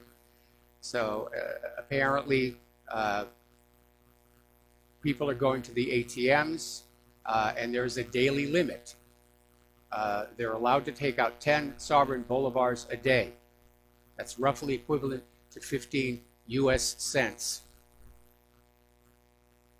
So good idea, bad implementation, and it doesn't look like Venezuela has a plan to deal with the crisis. Now, the other day I was talking about how dismissive the corporate media has become of the Molly Tibbetts case now that it turned out she was murdered by an illegal immigrant. Now, remember when she first disappeared, this was headline news. They were using this to not have to report on other things. It was Molly Tibbetts all day long, every day. Oh, it was, you know. And then they finally found her, and they found the killer. It's an illegal immigrant. You know, it was, of course, seized on by people who want secure borders. And so the corporate media basically just dropped it. It was that lady at MSNBC that just said, oh, she's some girl in Iowa that Fox News is talking about. They're letting it fall by the wayside because it doesn't fit the narrative that open borders are a good thing and illegal immigration should be allowed to continue. By the way, Molly Tibbetts' killer has already been arraigned, been granted $5 million bail. Something tells me he doesn't have that. But again, this is the true cost of illegal immigration. We're bringing people into this country who are a threat to American citizens. There was that other commentator that was out there saying, well, it's okay to bring illegal immigrants in who might kill Americans because white people kill other white people too. I mean, it's all equal here. Over in Sweden, which is now the rape capital of the world, they've now discovered that 58% of all the convicted rapists are from a foreign country. And the same was true for 85% of what are called assault rapists. So how's that globalism thing working out for you here? Oh, I missed this when I was talking about the economics here. Apparently, Orchard Supply Hardware, which is owned by Lowe's, is having to shut down. Its 98 stores in California, Oregon, and Florida will be closed, along with its distribution center in Tracy, California. And its 4,000 employees will be let go. Liquidation sales started today. Okay, we're coming up here on another commercial break. We've got another caller waiting on the line. And we'll be right back after these words from our sponsors. So stay tuned. I'm going to go take a look at the weather. We'll be right back. Aloha, America. Welcome back to our show. Let's go to the phone lines now, starting with Bob in New Jersey. Aloha, Bob. Welcome to the show. What's on your mind? Okay, Mike, the Utah data center. We're talking zettabytes of information. It's all being stored, and it seems like a Fourth Amendment violation. But yes, I'm thinking maybe it could be a gold mine for anthropologists in the future generations. You know, can you imagine what your grandma, your great grandpa said and blogged, and you know what I'm saying? I think this could be a cash cow, but it needs to be sealed, not dumped. The data. Well, for protection. let's go back to your first point. Yes, this is a Fourth Amendment violation, and Right. it's a huge expense, and they're using it to keep Well, watch on yeah, all of us. It's over $1 hasn't billion, very much. It actually hasn't caught any terrorists or thwarted any terrorists. No, I know. I'm thinking archaeology. I'm talking, maybe future generations might want to study us and see where we screwed up. Well, that's certainly a worthy topic there. That ought to get you tenure. The problem is in future generations, the technology will have changed. I mean, I'm sitting here with all of this computer gear. The stuff that I used when I first got into personal computers, the media doesn't work anymore. Magnetic media is only good for about 5 years. Now we're discovering that CD-ROMs, CDRs you make yourself, they're only good for about 5 years. In fact, CDs are already going the way of the dodo bird in favor of USB drives. And yes, but it's a needle in the haystack. I mean, unless you're interested in say a relative, a distant relative. I mean, nobody. I mean, it's all information overload. Otherwise, well, right? Yeah, it would have to be indexed properly. I don't know that. I think the whole thing should be shut down and all the disks formatted, and everybody who violated the Fourth Amendment should go to jail. We're not going to see that happen. The only saving grace, of course, is they're collecting so much information they can't make sense of it. Right.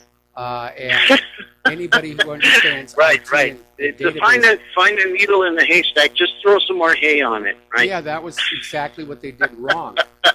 Instead of starting out saying we have grounds to suspect this person of engaging in a criminal activity and focusing on them, they just said, we're just going to grab everybody's communication and then we'll be instantly able to just zoom in on the bad people, just like in the movies. Because you see this kind of stuff like in the Bourne Legacy. I need information on this and such. Whoop, there it is. It's up on the screen. Not really going to happen, not with that much data. Well, the point is, we're paying for it, and it cannot be used. The Fourth Amendment, it cannot be used against us, but future generations may want to love looking into it, Well, right? I wouldn't bet that this government is not going to use that information against citizens. Fourth Amendment be gosh darn. Correct. Anyway, Correct. I got to let you go. We got to take a break for station identification. Okay. We'll be back with another phone call after these few words. And aloha, America. Welcome back to our show, hour number 3. And we're going to take one quick phone call, and then we're going to get to our third hour guest, Don Wiskin. So let's see. Glenn in Philadelphia, aloha. Welcome to the show. What's on your mind? Aloha, Mike. Hi. Mike, alphabet soup is an American classic that is wholesome, nutritious, and encouraging of literacy. And it really burns my lexicon when these callers insist on deprecating alphabet soup by associating it with corrupt government agencies that are known by 3-letter acronyms. It's just not right. Okay, your point is taken. Okay, thank you. Bye. All right, thanks an awful lot. And now joining us on the line is Don Wiskin, who is, of course, the force behind the project Extendivite. And Don, welcome to the show. Well, thanks for having me, Michael. And anything new from the world of Extendivite? Any new developments? Any new markets opening up? I would have to say no. We're still doing the same old, same old thing. All right. Well, let's talk about the product then here.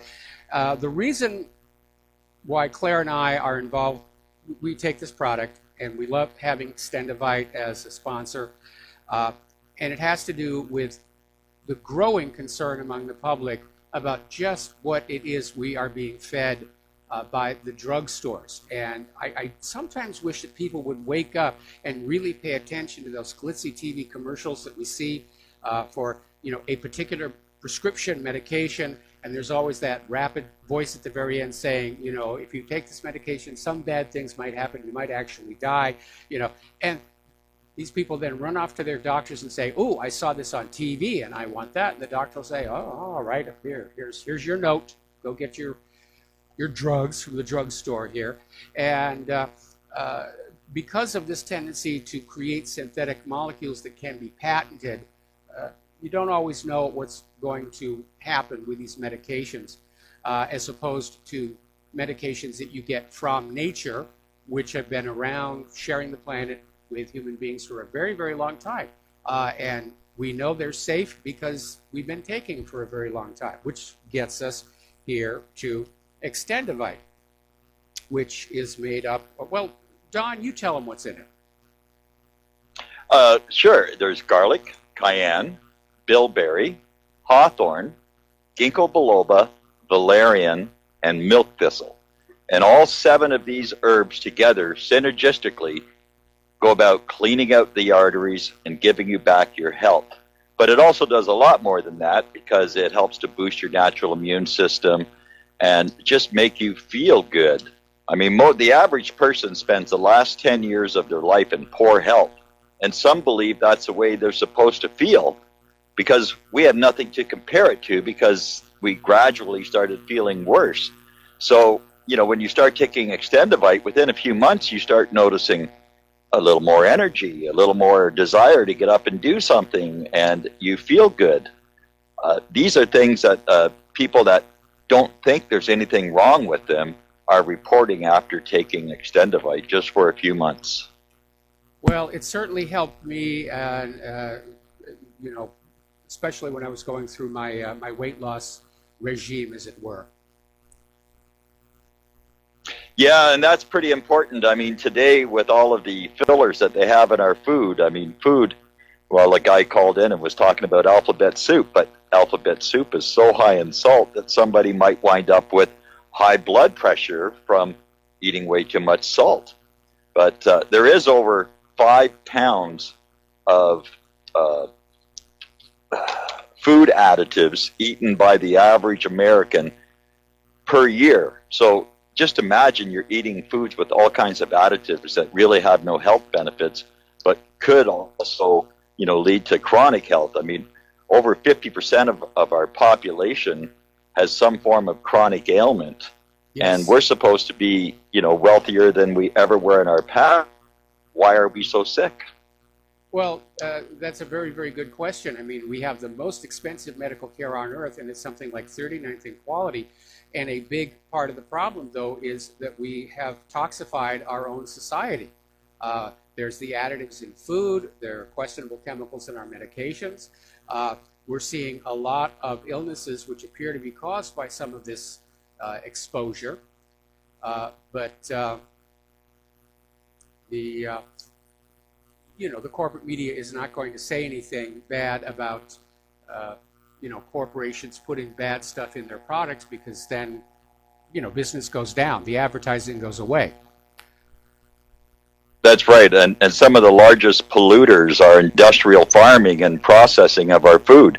I mean, we're eating meat that is fed things other than just grass, whereas a grass-fed beef is good for you, but the meat you get off the shelf in the grocery store might not be as good as you think it is due to what they fed it. Yeah, absolutely. I mean, especially when you look at how much livestock are being fed GMO corns, and in fact, that's a major market for it. And everybody says, well, those altered genes in the corn can't really hurt you, especially if you cook it, and they're correct about that. The real issue, though, is protein malformation during the protein expression process, which is how the altered DNA produces the change in the plant that is desired by its engineers. But as we saw with GMO corn, there can be unexpected side effects, which nobody's looking for, nobody's checking for any of this stuff. And it's rather terrible to be living in a country where the government turns such a blind eye to less than wonderful products. I mean, the FDA doesn't do any more of its own testing. They simply rely on the word of these corporations producing foods and medicines.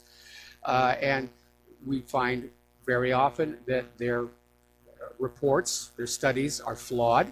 There was a story that came out, I think about a month ago, about how basically half of the articles published in so-called, prestigious journals couldn't be replicated. And of course, repeatability is the essence of all science. But these articles are all put there so that some product manufacturer can say, oh, this is a good thing and we have it, we're going to sell it to you. And it's a very cynical way to live. And a lot of people are really starting to get very, very cautious about what they eat. I mean, we have an article later on in our talking points about how they're starting to find glyphosate in places you wouldn't expect to see it. It's ubiquitous, it's everywhere. And as you probably heard, there was a major lawsuit involving glyphosate that involved Monsanto getting hit with something like $280 million settlement over the fact that glyphosate does cause non-Hodgkin's lymphoma.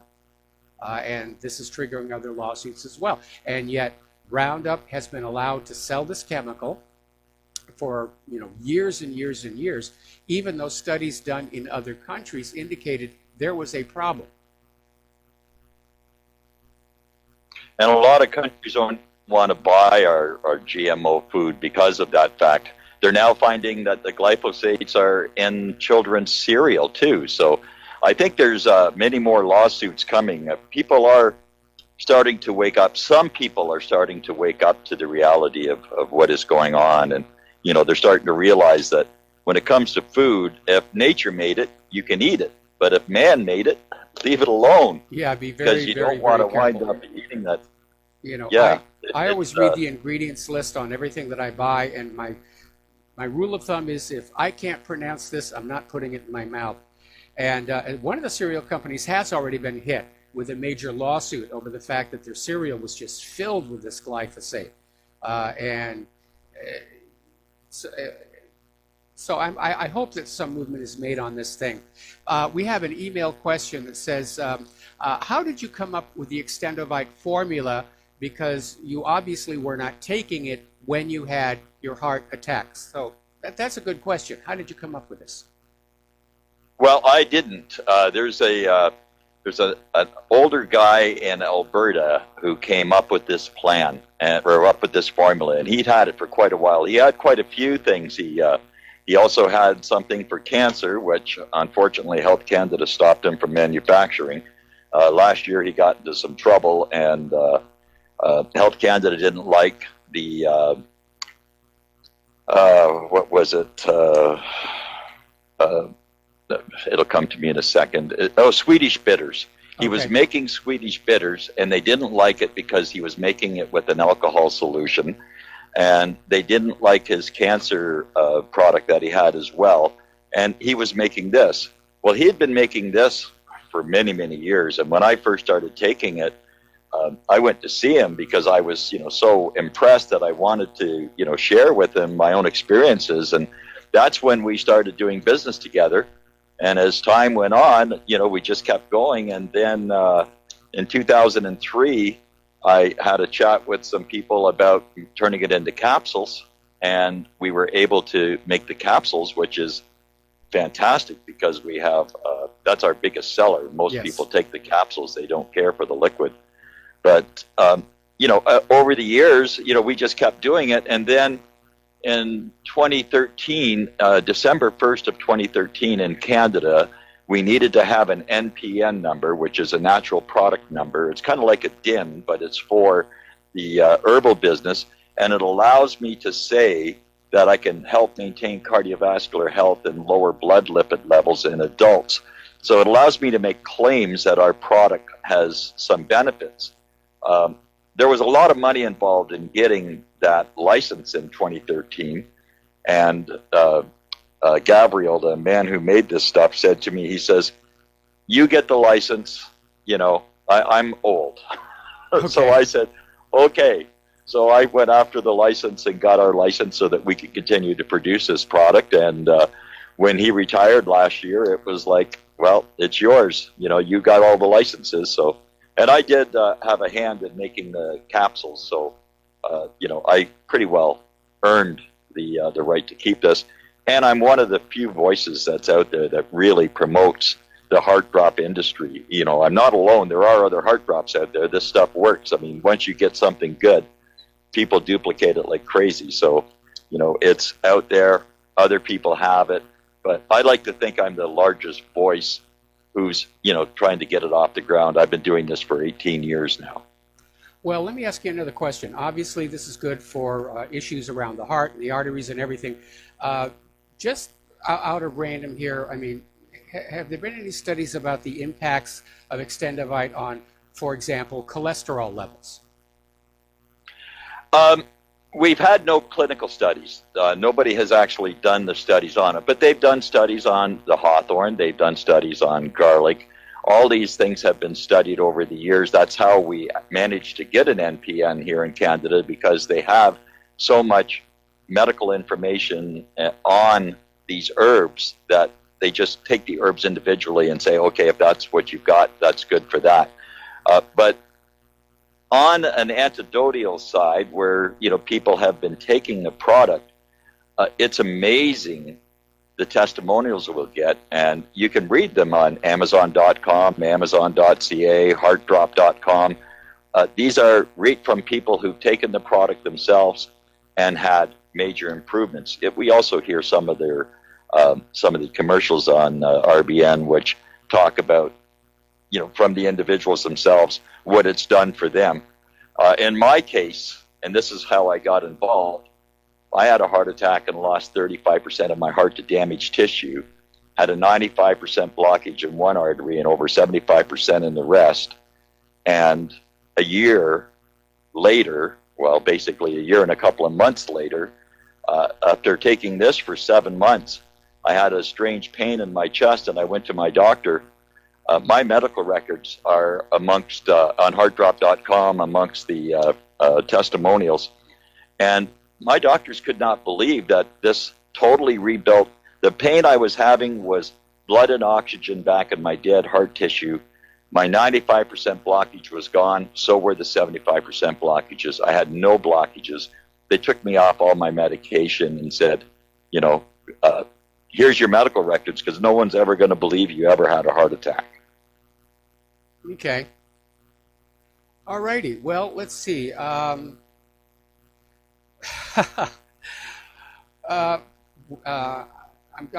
trying to find another question, because we have talked about this so many times. Well, actually, Mike, you were saying earlier about the drugs on TV and how they're doing the advertising and people are running to their doctor.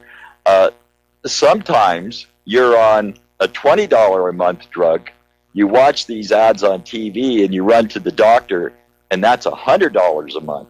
So, they're getting more money out of you to help cover their advertising cost. Yes. In England, half the people over 65 in England are on at least 5 different pills a day. And in 1990, that was only 12%, which today is over 47%. Yeah, we have the same problem here in the United States. Once you're on that prescription medicine treadmill, you see households with like 12 different medications in the medicine cabinet. It's big business. It's drug pushing. And very often they're giving you one medicine to counter the side effects from an earlier medicine. Yes. It's good for their business. It's bad for the people. I was just looking right here on the front label of Extendivite, and it answers my question. Lowers cholesterol in adults. Yes. All right. Yes. That's one of the claims that Health Canada allows us to make. Okay. All right. Yeah, and that's based on their history and their monograms on what these herbs are and what they can do, which took them quite a few years to put together. They started this whole routine in the year 2000, right around the same time I started, telling people about Extendivite. Well, that must be a really nice resource to have. I'm not aware of anything like it here in the United States of America. Of course, here in the U.S., the big pharmaceutical companies and corporate media and even the government actively discourage people from having any kind of medication that they can make themselves or grow in their backyard. They're looking to schedule kratom now. And at one point, they wanted to ban even vitamins unless you got them by prescription, which I thought was rather absurd. Unfortunately, that went down in flames. At one point, they wanted to ban nanosilver or colloidal silver But there was a big hue and cry about that, and they re-legalized it, but only in a very weak, dilute solution. Yeah, and they wanted to turn turmeric into a drug too, but the Indians said, no, hold on. That's our spice, that's our food. You're not taking that away. Yeah. Yeah, in 1961, the drug companies stopped all the studying of natural medicine in North America, and in 1963, they started writing textbooks that the doctors learned by. Yes. So it's really hard for us to get healthy when there's somebody looking after our medical field with an interest of their own, and not on getting people healthy, but getting people on their drugs to help them deal with the symptoms of whatever disease they've got that they could probably get rid of by changing their diet. And it is amazing what you can do just by changing your diet. Well, I know a doctor who works at a very large hospital. I'm not going to identify the hospital or him, but one time he told me that the way the hospital evaluates their doctors is not how many people they cure, but how much revenue they generate. And doctors who aren't generating a lot of revenue, they will get let go. So it is all driven by the money, just this incredible amount of greed that's out there. And it's a corrupted system. And pretty much everything in the United States these days has gone the same way. We've lost our moral compass. But getting on back to getting on back to nature,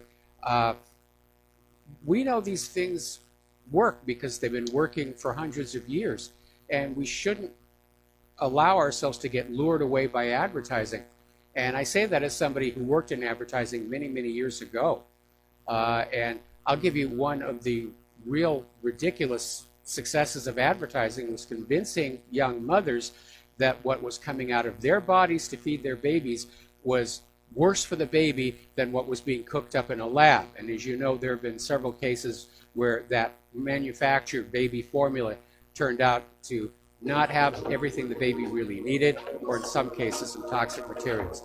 Anyway, we're going to take a quick break for commercials. We have a caller waiting on the line with a question for you, Don, and we'll be right back. And aloha, America. Welcome back to our show. We've got a caller on the line with a question for Don Wiskin. Daniel in British Columbia. Aloha. What's on your mind? Oh, hey, Don. I had a question. If you happen to hear about this Harvard professor who's now claiming that coconut oil is pure poison. I couldn't believe when I heard this. I mean, these guys, they don't say anything about all the glyphosate in our children's cereal or anything about vaccines harming children. But, you could come up with something like coconut oil, which I believe is actually helping people and their health problems. And I know these Harvard types, they get a lot of their funding from big corporations. I just wondered if you heard that, and I'll take your answer off air. Thanks a lot. But at the same time, they can come up and say anything they want. They tell you coffee is good for you. At one time, they told you cigarettes are good for you. At some point, they'll stop and say, no, coffee isn't good for you. No, chocolate's not good for you. But, they all have to sell something. But at the same time, coconut oil is supposed to be good for you. But it's right here in front of me on the New York Times. Harvard professor called coconut oil pure poison. I don't know whether it is or isn't. I don't use it myself personally, but I do like coconut. Well, we have a lot of coconut around here, that's for sure, and I imagine by tomorrow night some of them are going to be flying all over the place, so you'll be able to pick them up on Saturday morning. I'm looking also at an article about this, and apparently this professor, Karen Michel's, is concerned over the saturated fat content of coconut oil. And I remember a while ago where they were going back and forth about the issue of cholesterol, and they were saying, all cholesterol is bad for you. All cholesterol is bad for you. Have a cholesterol drug. Then they came on back and said, well, actually, some cholesterol is good for you. The fact of the matter is that, as you pointed out, at one point they said smoking was good for us, which was partly true, because people who smoke are only half as likely to get Alzheimer's,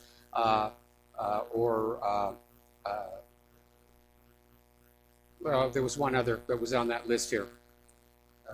Anyway, but to get back to the point here, yeah, corporate media tells us what the corporations want us to believe, to steer us away from some product and towards another.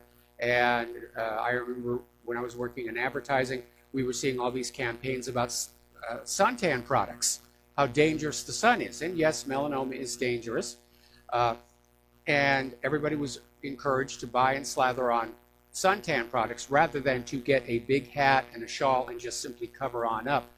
And those suntan products turned out to actually be harmful. In fact, Hawaii just banned a large range of them because they were killing off the corals. Anyway, we have about 2 minutes left here before I have to let you go. Is there anything you want to share with our listeners?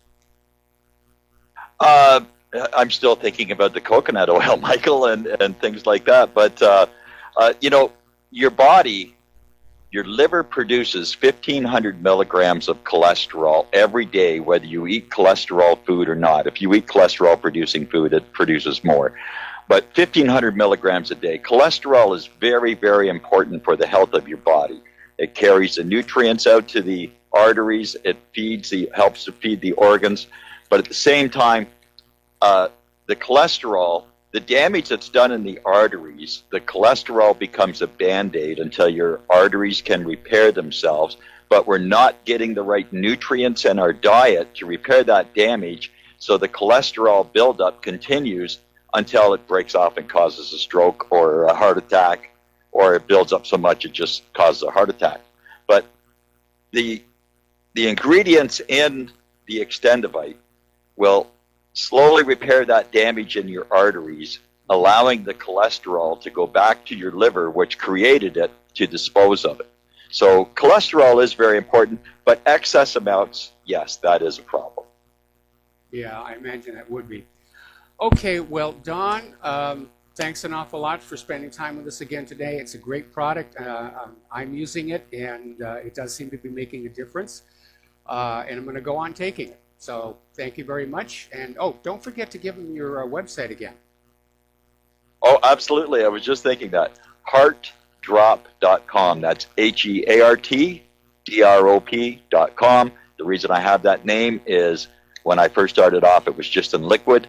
And so it was drops for the heart, so we called it Heart Drop 2000. So it's heartdrop.com.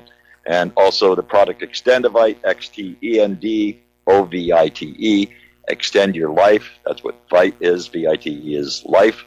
So extend your life with Extendivite. And until next time, Michael, thank you very much. Thank you very much for spending time with us. Okay, we're coming up here on another commercial break. And, excuse me. Let's see. Let's get back onto this deplatforming censorship thing. And that's going to be the topic we come back to after these words from our sponsors. We'll be right back. And aloha, America. Welcome back to our show. Now, getting on back to the deplatforming issue, and I just ran a check over the commercial break, and my Facebook and Twitter accounts are still up, but then there wouldn't be any point for them to be taken down because I haven't used them since, I think, April. But apparently, InfoWars reporter Millie Weaver ran into Jim Acosta and interviewed him about Alex Jones being banned from all these social media platforms. And Weaver called out Acosta for his hypocrisy in supporting the censorship of InfoWars while claiming he's pushing for a free press. Well, what's going on here is the corporate media has redefined free press as being them. They are the free press, and their freedom must be preserved. And the rest of us in the independent media, well, we're something else. We haven't come up with a catchy label for you yet. But yeah, it's okay to censor you. No, it isn't. The First Amendment's an absolute. Go and you read that part about freedom of speech. It doesn't say if you are part of a large corporation, or freedom of the press, only if you're a very large media organization. The technology has changed, but the principle is the same. We all have a right to speak out about issues of the day. According to an article coming out of 12160.info, Facebook is in fact now targeting left-wing pages as predicted. They're just taking them all down. They want a clear liberal field going into the midterm elections. And Facebook basically is declaring war. And Google, they went after Telesur, Alternate, Truthdig, the Jimmy Dore Show, Secular Report, and anyone else they can find who makes an honest attempt to tell the truth. Now, Google is saying it will block blatantly misleading, low-quality content.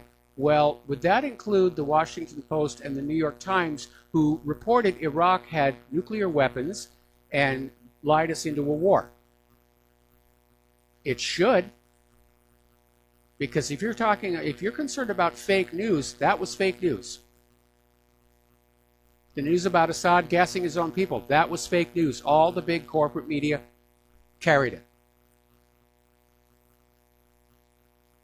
Spanish Mine in Havana Harbor, the Hearst newspapers made that headline news. Never existed. Torpedo in the Gulf of Tonkin. The corporate media's job is to lie to you. They are the fake news. And they're very upset that there is now a true news out here speaking back to them. And they're trying to figure out some way they can shut us down. And there is that pesky First Amendment and a Supreme Court that probably would still respect it. So they're just trying to go after the technology and find ways to just filter us out. And it's not just the independent media. I think we're seeing just how tight Facebook has become with the U.S. government because Saudi prosecutors are seeking the death penalty for a 29-year-old woman activist for crimes such as chanting slogans at a protest. And the punishment is beheading with a sword.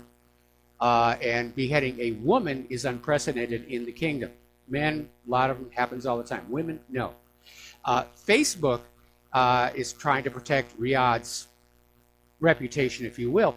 They've initiated a crackdown on hundreds of accounts that are posting content critical of the Saudi government and its behavior.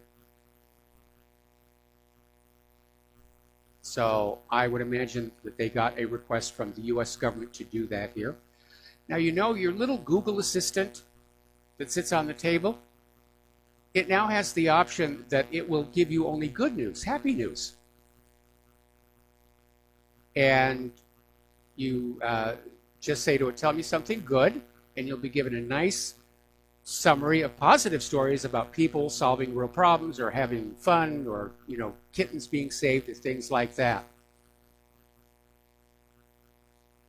And I think that's very dangerous. I know in doing this show, doing this website, the negative stories of all the bad things going on can be a little overwhelming. And a lot of people probably feel the same way, and they might be tempted to hit that little button and say, tell me something good. Back in the days of the Soviet Union, that was the business of Pravda and Izvestia. They just came on out, with happy news about this building's being built and all the bad things that were going on. Nope, not a word of it. Corporate media does not report the truth. Their job is to distort it, to twist it, to torture it, to turn it into something that serves the power elite. Meanwhile, Apple is trying to convince the U.S. government that iPhones are not spying on people. And apparently the Energy and Commerce Committee in Congress sent letters to Tim Cook, Apple's CEO, and Larry Page, CEO of Google's parent company, Alphabet, asking whether their smartphones listen to their users and collect data. And in its response, Apple said they do not listen to what users say. They're only listening for that unambiguous audio trigger, "Hey Siri." And they're not listening to anything else. Now, I don't know how trustworthy they are about this. We know that collecting information to sell to marketing companies is a big part of their business model. And it's kind of rough to live in an age where you literally don't trust your own property to be preserving your privacy, where everything seems to be turned against you. Okay, Intel now has a new requirement in its licensing agreement, that end-user licensing agreement, specifically aimed at people who are trying to find the performance hit from the Spectre patches. And so this new clause by Intel basically legally gags developers from revealing performance degradation caused by its mitigations for Spectre and Foreshadow, or L1 terminal fault flaw speculative attacks. And the agreement states, quote, you will not allow any third party to publish or provide any software benchmarks or comparison test results. Which tells us Intel knows the chips are really going to slow down. All right, we're going to take a phone call now from Sovereign Man. Aloha, welcome to the show. What's on your mind? Aloha, Mike. I don't know if you're familiar with a gentleman by the name of Clint Richardson. He, not recently, but pretty recently, within a month or so, he actually was on Deanna's show, and he did a thing on the advertising from the medical industry. The website, if you pull it up, is realityblogger.wordpress.com, and that's blogger with 1G. And if you scroll down the page, I don't know where he got these ads, man, but they are wonderful. I mean, it pretty much says it all. About smoking is good for you. 3 out of 4 doctors recommend Chesterfield. Yeah, I remember that one. You're not driving alone. Okay. There's driving the car. Yeah, it's crazy, man. I can't believe it. I mean, I don't know where Clint found them, but they're a treasure trove. I'm thinking back to this Russell Crowe movie. It was one of his first movies he did. It was called The Insider, and it was about the true story of how an insider from one of the big tobacco companies blew the whistle about how these tobacco companies were intentionally adding chemicals to the cigarettes to make them more addictive. And it was a real big stink because, the cigarette companies were saying, oh, of course these things aren't addictive. We're not making them to be addictive, and, you can quit anytime you want. But I remember, watching how hard it was for my mother to quit, which was after she'd already had the cancer. And her doctor said, why bother now? But she went ahead and did it anyway. But yeah, it's all driven by the product lines, and whatever a corporation is allowed to sell, they're going to sell. And where government is failing us is in the fact that corporations are being allowed to sell more and more less than efficacious products, some of which are actually harmful, because it's all about making money now. It is. It's sad, and actually, what we call government really is, and it's a corporation acting as government. Yes. I mean, there's no two ways about it. I don't know if you ever seen that document. It's the Great American Adventure PDF. It's a document by 11 years retired federal judge, and he pretty much spelled it out. Yeah. Actually, I don't even think of it as a corporation. I think of it as an organized crime organization, because that's all they seem to be doing. Oh, it is, no doubt. I mean, it's just organized. It's how do you say, men and women offering you goods and services out of the barrel of a gun. Well, I'm looking at these little ads, and I'm going to go ahead and post this during the next commercial break. But yeah, way back when, the tobacco industry, and they had a huge lobby. And if you look at all these ads saying this doctor recommends the cigarettes, it's because when these ads were coming on out, there were already people out there saying, I think these things may be bad for you. And the tobacco companies were out there saying, tobacco doesn't cause cancer. And as it turns out, technically, they were correct. It were the other chemicals they were adding in to make the cigarettes more addictive, along with the polonium from the cheap mined mineral fertilizer they were growing the tobacco plants on. Yeah, well, they still have a big lobby. I mean, R.J. Reynolds actually ventured into the food industry. Yes. So now they're giving you glyphosate and MSG, all the good stuff. Oh, by the way, the coconut oil, Yep. It's really, really good for you. They use that in inhalation. If you mix cilantro with the coconut oil, people are having great results with the elderly coming back from like Alzheimer's and Parkinson's. Our brains are like 3/4 cholesterol, Mike. Ah, okay. I didn't realize that. Yeah, I mean, they don't want you to have it because they know what it does. Just like cannabis. They didn't want us to have cannabis, even though every brain cell in every creature on the earth has natural cannabinol receptors. I mean, well, they don't want us to have it because it's cutting into the pharmaceutical industry's profits, and also the alcohol industry's profits and the tobacco industry's profits. They're all going to try and come on down and wipe out our access to anything and force us to buy everything that we need from some corporation, to commoditize everything that's out there. Now they're doing it with water. And I have to wonder if the deterioration of our civic water systems, to where the water in much of the country is no longer safe to drink, was allowed to deliberately happen in order to commoditize water and get us to pay for it a lot more than we were paying for it before. Yeah. Yes, we're not as wealthy as we thought we were. If you had your own well, you were wealthy.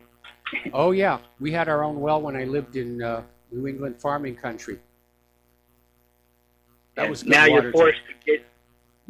Yeah, now you're forced to get the municipal water. Well, our municipal water here is very good. When that whole Flint, Michigan thing came up, I tested the water here in our home, and except for its extreme hardness, which makes perfect sense, we're sucking it out from inside a dead volcano, we have good quality water here. The same cannot be said for the rest of the country. Anyway, Sovereign Man, I got to let you go. I'm running out of time, and I got a bunch of stories to get back to. But yeah, these ads are an amazing slice of history. But at various times before it was made illegal, you could go and they were selling products with opium in it, just over the counter, things like laudanum. Alrighty, so getting on back to the world of computers and computer science. The Democratic National Committee has now announced that a suspected attempt to hack into the Democratic National Committee's voter database was actually a cybersecurity test. In other words, a false alarm. And basically, it was their computer security firm, Lookout Incorporated, was doing a security scan, and somebody said, oh my goodness, we're being hacked, we're being hacked, we're being hacked. Here's a little interesting piece of data that just surfaced. This is over on IntelliHub. Remember Stephen Paddock? He's the guy who's been accused of the Mandalay Bay shooting, and he had a girlfriend, Marilou Danley, and it turns out that according to records obtained by IntelliHub, Marilou Danley worked for the FBI, a little fact that has been left out of the coverage of that shooting from then until now. All right, we're going to grab another phone call here. Rick in Wisconsin, aloha. Welcome to the show. What's on your mind? Michael, good afternoon. Aloha to you. Hope you're ready for Hurricane Lane. It's the aftermath that you got to watch out for, the looters, things like that. Well, I don't know how much looting there's going to be. Right now, the stores are pretty much empty, and there's been a lot of panic buying going on. Again, I don't think it's going to be as big a deal as they're making out for it. For Claire and us, for Claire and I, we're up on a hill. Obviously, for people in the inundation regions along the coast, the storm surge is going to be a problem. And they're saying it could be as much as 30 inches of rain, which could trigger landslides. So it's going to be bad, but not as bad as getting hit by the actual eye of the storm. Okay. Well, here's another reason that I called. I want to know who does your bumper music. I think it's brilliant. The We Will Not Go Down in Gaza Tonight, and the other, the What Really Happened tune. Well, I'll tell you. I'd really like to know. Go to this website, wrhradio.com, It's the website for the radio show, and about halfway down there'll be a link that says you can listen to the music of the radio show, and there's a little player that plays the full-length versions of all these songs, and there's a little button you can click that will give you the information of who these people are. They all gave us their permission to use their music, and it also includes a link over to their website. Okay, we got to take another break. Got to take a break for commercials. All right, we'll be right back after these few words.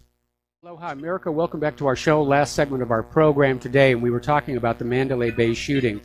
And even back then, the social media was filtering. And apparently YouTube altered their search algorithm regarding the Mandalay Bay shooting to basically downplay the large number of videos that were asking questions about whether this was a false flag, and to promote what are laughingly called the reputable sources.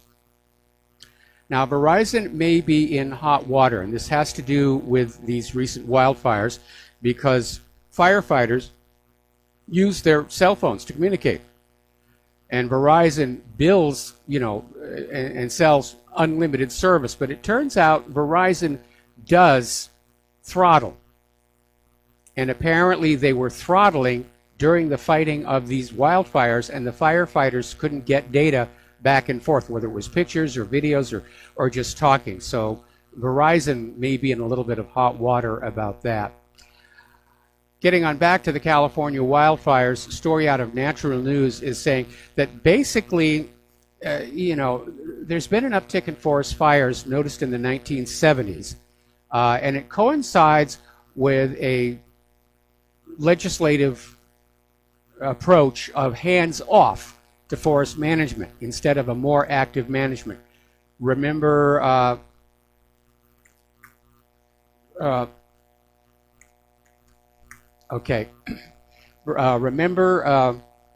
we were talking about how the money was going away. The money was being taken out of our infrastructure and going off to war. And 1970s, of course, just getting out of Vietnam at that time. So basically, fuels for fire were mostly removed through logging and active management, which the federal government stopped. And you take that away, and you get these fire bombs. And this basically coincides with what I was saying. The reason for these fires is not global warming, but global warming policies. By the way, Stevie Wonder actually came on out saying that Aretha Franklin was killed by global warming. And that's poor taste. He's exploiting her death. And I expected better of Stevie Wonder. And remember, more than 31,000 scientists, 9,000 of them who have PhDs, have signed a petition that says this human-caused global warming is a hoax, and that global agreements limiting greenhouse gases are actually hurting life on our planet, especially plant life. And it's all backed by peer-reviewed research. We don't know what research Stevie Wonder is relying on. Now, California finally did something I find myself in agreement with. They just passed a bill where all old marijuana convictions will be erased. If you're living in California and you've got a bust for marijuana on your record, it's about to disappear as soon as Jerry Brown signs it. There's the music. Time for me to get on out of here and hunker down for the hurricane. We will try and have a live show tomorrow. It depends on whether we have electricity or not. Stay tuned for John Stedmiller. I'm actually going to be filling in for him for about 10 minutes, and then I'll really be getting on out of here. So stay tuned. I'll be right back. And welcome to John Stedmiller's program. Of course, I'm not John Stedmiller. I'm Michael Rivero. John's on his way in, had a little minor delay, and I'm going to basically sit in for 10 minutes to prevent dead air going on out, which would just be boring to everybody. So the phone lines are open, 800-313-9443. And if you had just come on over from my program, we talked about a lot of different things that were going on. And one of them, of course, being this impending hurricane, where, to be very, very honest, it's going to be bad. But I don't think it's going to be as bad as it is being represented in the corporate media, because I'm getting all these emails where they're treating this thing like it's an impending disaster. It's a repeat of Iniki. We're going to be the new Puerto Rico, and I don't think so. The hard facts are, yes, it is a Category 4 hurricane, but the eye of the storm is actually way away from land, and it's moving northward now. It's going to be closest to where I am sitting on Saturday morning, and it's predicted to weaken, but it hasn't yet. Now, Claire and I live on a hill, so we're not worried about the flooding, which is the real danger in the inundation zones. If you live here in Hawaii and you go to the state website, they used to put it in the phone book, but nobody has phone books anymore. There are literally maps where these areas are drawn out as inundation zones, where in the event of a storm surge or an incoming tsunami, you get the heck out of those places. And they've already opened shelters here on Oahu for people who are getting out of the inundation zones to go to. Schools are closed, a lot of businesses are closed. People are being told to shelter in place until the storm is over. There was a lot of panic buying. The stores are just out of things like bottled water. It's going to be bad. I don't think it's going to be quite as bad as it's made out. And this is almost reminiscent of how the media treated our recent volcanic eruption down on the Big Island, because the way it was being presented on corporate media, a lot of people thought the entire Big Island had erupted and was melting down, if not the entire state. And it really wasn't true. It was just a little tiny corner of the Big Island, which doesn't minimize the fact that it was a disaster and a tragedy for those people who lived there. But again, if you do choose to live on the side of an active volcano, every once in a while, you're going to have lava coming through your living room. And if you live here on a tropical island in the Pacific, every once in a while you get a hurricane, which is what's happening, or you get a tsunami. So, we're basically wind-proofed our little abode. And except for Claire's choir rehearsal and choir on church on Sunday, rather, we are sheltering in place. We're not going anywhere, and just battening down the hatches. We're expecting to really start seeing the activity of the storm tomorrow morning. I mean, there's been wind and rain today, but it's just one of the outer rain bands that are crossing us. Meanwhile, of course, I got my eyes glued to the satellite and just keeping watch on it. Very, very, I'm anxious about this. I've been through 2 hurricanes before, and I mean right through the middle of them. One was when I was a kid living in New England. There was this hurricane that came up right along the Atlantic coast, and it went inland right over the town where I lived, and the eye went right over us. And the second one was I was on Kauai when Hurricane Iniki hit. And I don't really have much interest in seeing another hurricane close up again at my age. Of course, it's not really up to me. And I do love a good thunderstorm. I love thunder and lightning. I'd like to take pictures of thunder and lightning. Claire, not so much. And I remember I was on Kauai also for, my first wedding. Claire's my second wife. And there was a major tropical thunderstorm that came through. Not a hurricane, wasn't cyclonic, but it was pretty impressive. It shut a lot of stuff down here. And we spent our wedding night literally walking up one floor to a different room to get out of the storm surge, because that can get really serious. All right, so what's going on here in the news all day long? Have you noticed how this Molly dropped out of the news? This Molly Tibbetts. She was big headlines when she went missing. Oh, this poor innocent Iowa girl, she was out jogging and, was it her ex-boyfriend, blah, blah, blah. And they were making a big deal about it. And then all of a sudden they find out that an illegal immigrant was the murderer, and the corporate media drops the story because it doesn't fit the narrative. Okay, I have been told that John John the Great is here and ready to take over the microphone. Oh, no, great. I don't know about that. Thanks. We had a little emergency I had to tend to here at the network. And I heard you when I was coming in studio talking about the hurricane. Now, I guess you haven't had one there of this size since, what, 1992? Yeah, it's the biggest in 25 years. And, Hurricane Harvey was pretty large, too, but it missed us by a wide margin. The concern for this one is it is very, very close. But as I mentioned, the eye of the storm itself, the most destructive winds, are well out to the west of us. But everybody's taking this thing seriously. All of the ships and submarines in Pearl Harbor were ordered to sail off to the northeast as far away as they could so they wouldn't get banged against the docks by the storm surge. Well, remember the last time the good ships were sent out of the harbor? I think that was December 7th. All right, I'll keep my eyes open for those Japanese planes. Hey, by the way, you were talking about the thing that happened in Iowa. Did you notice that this young girl that was murdered by this illegal looked a lot like Jodi Arias? I hadn't really noticed.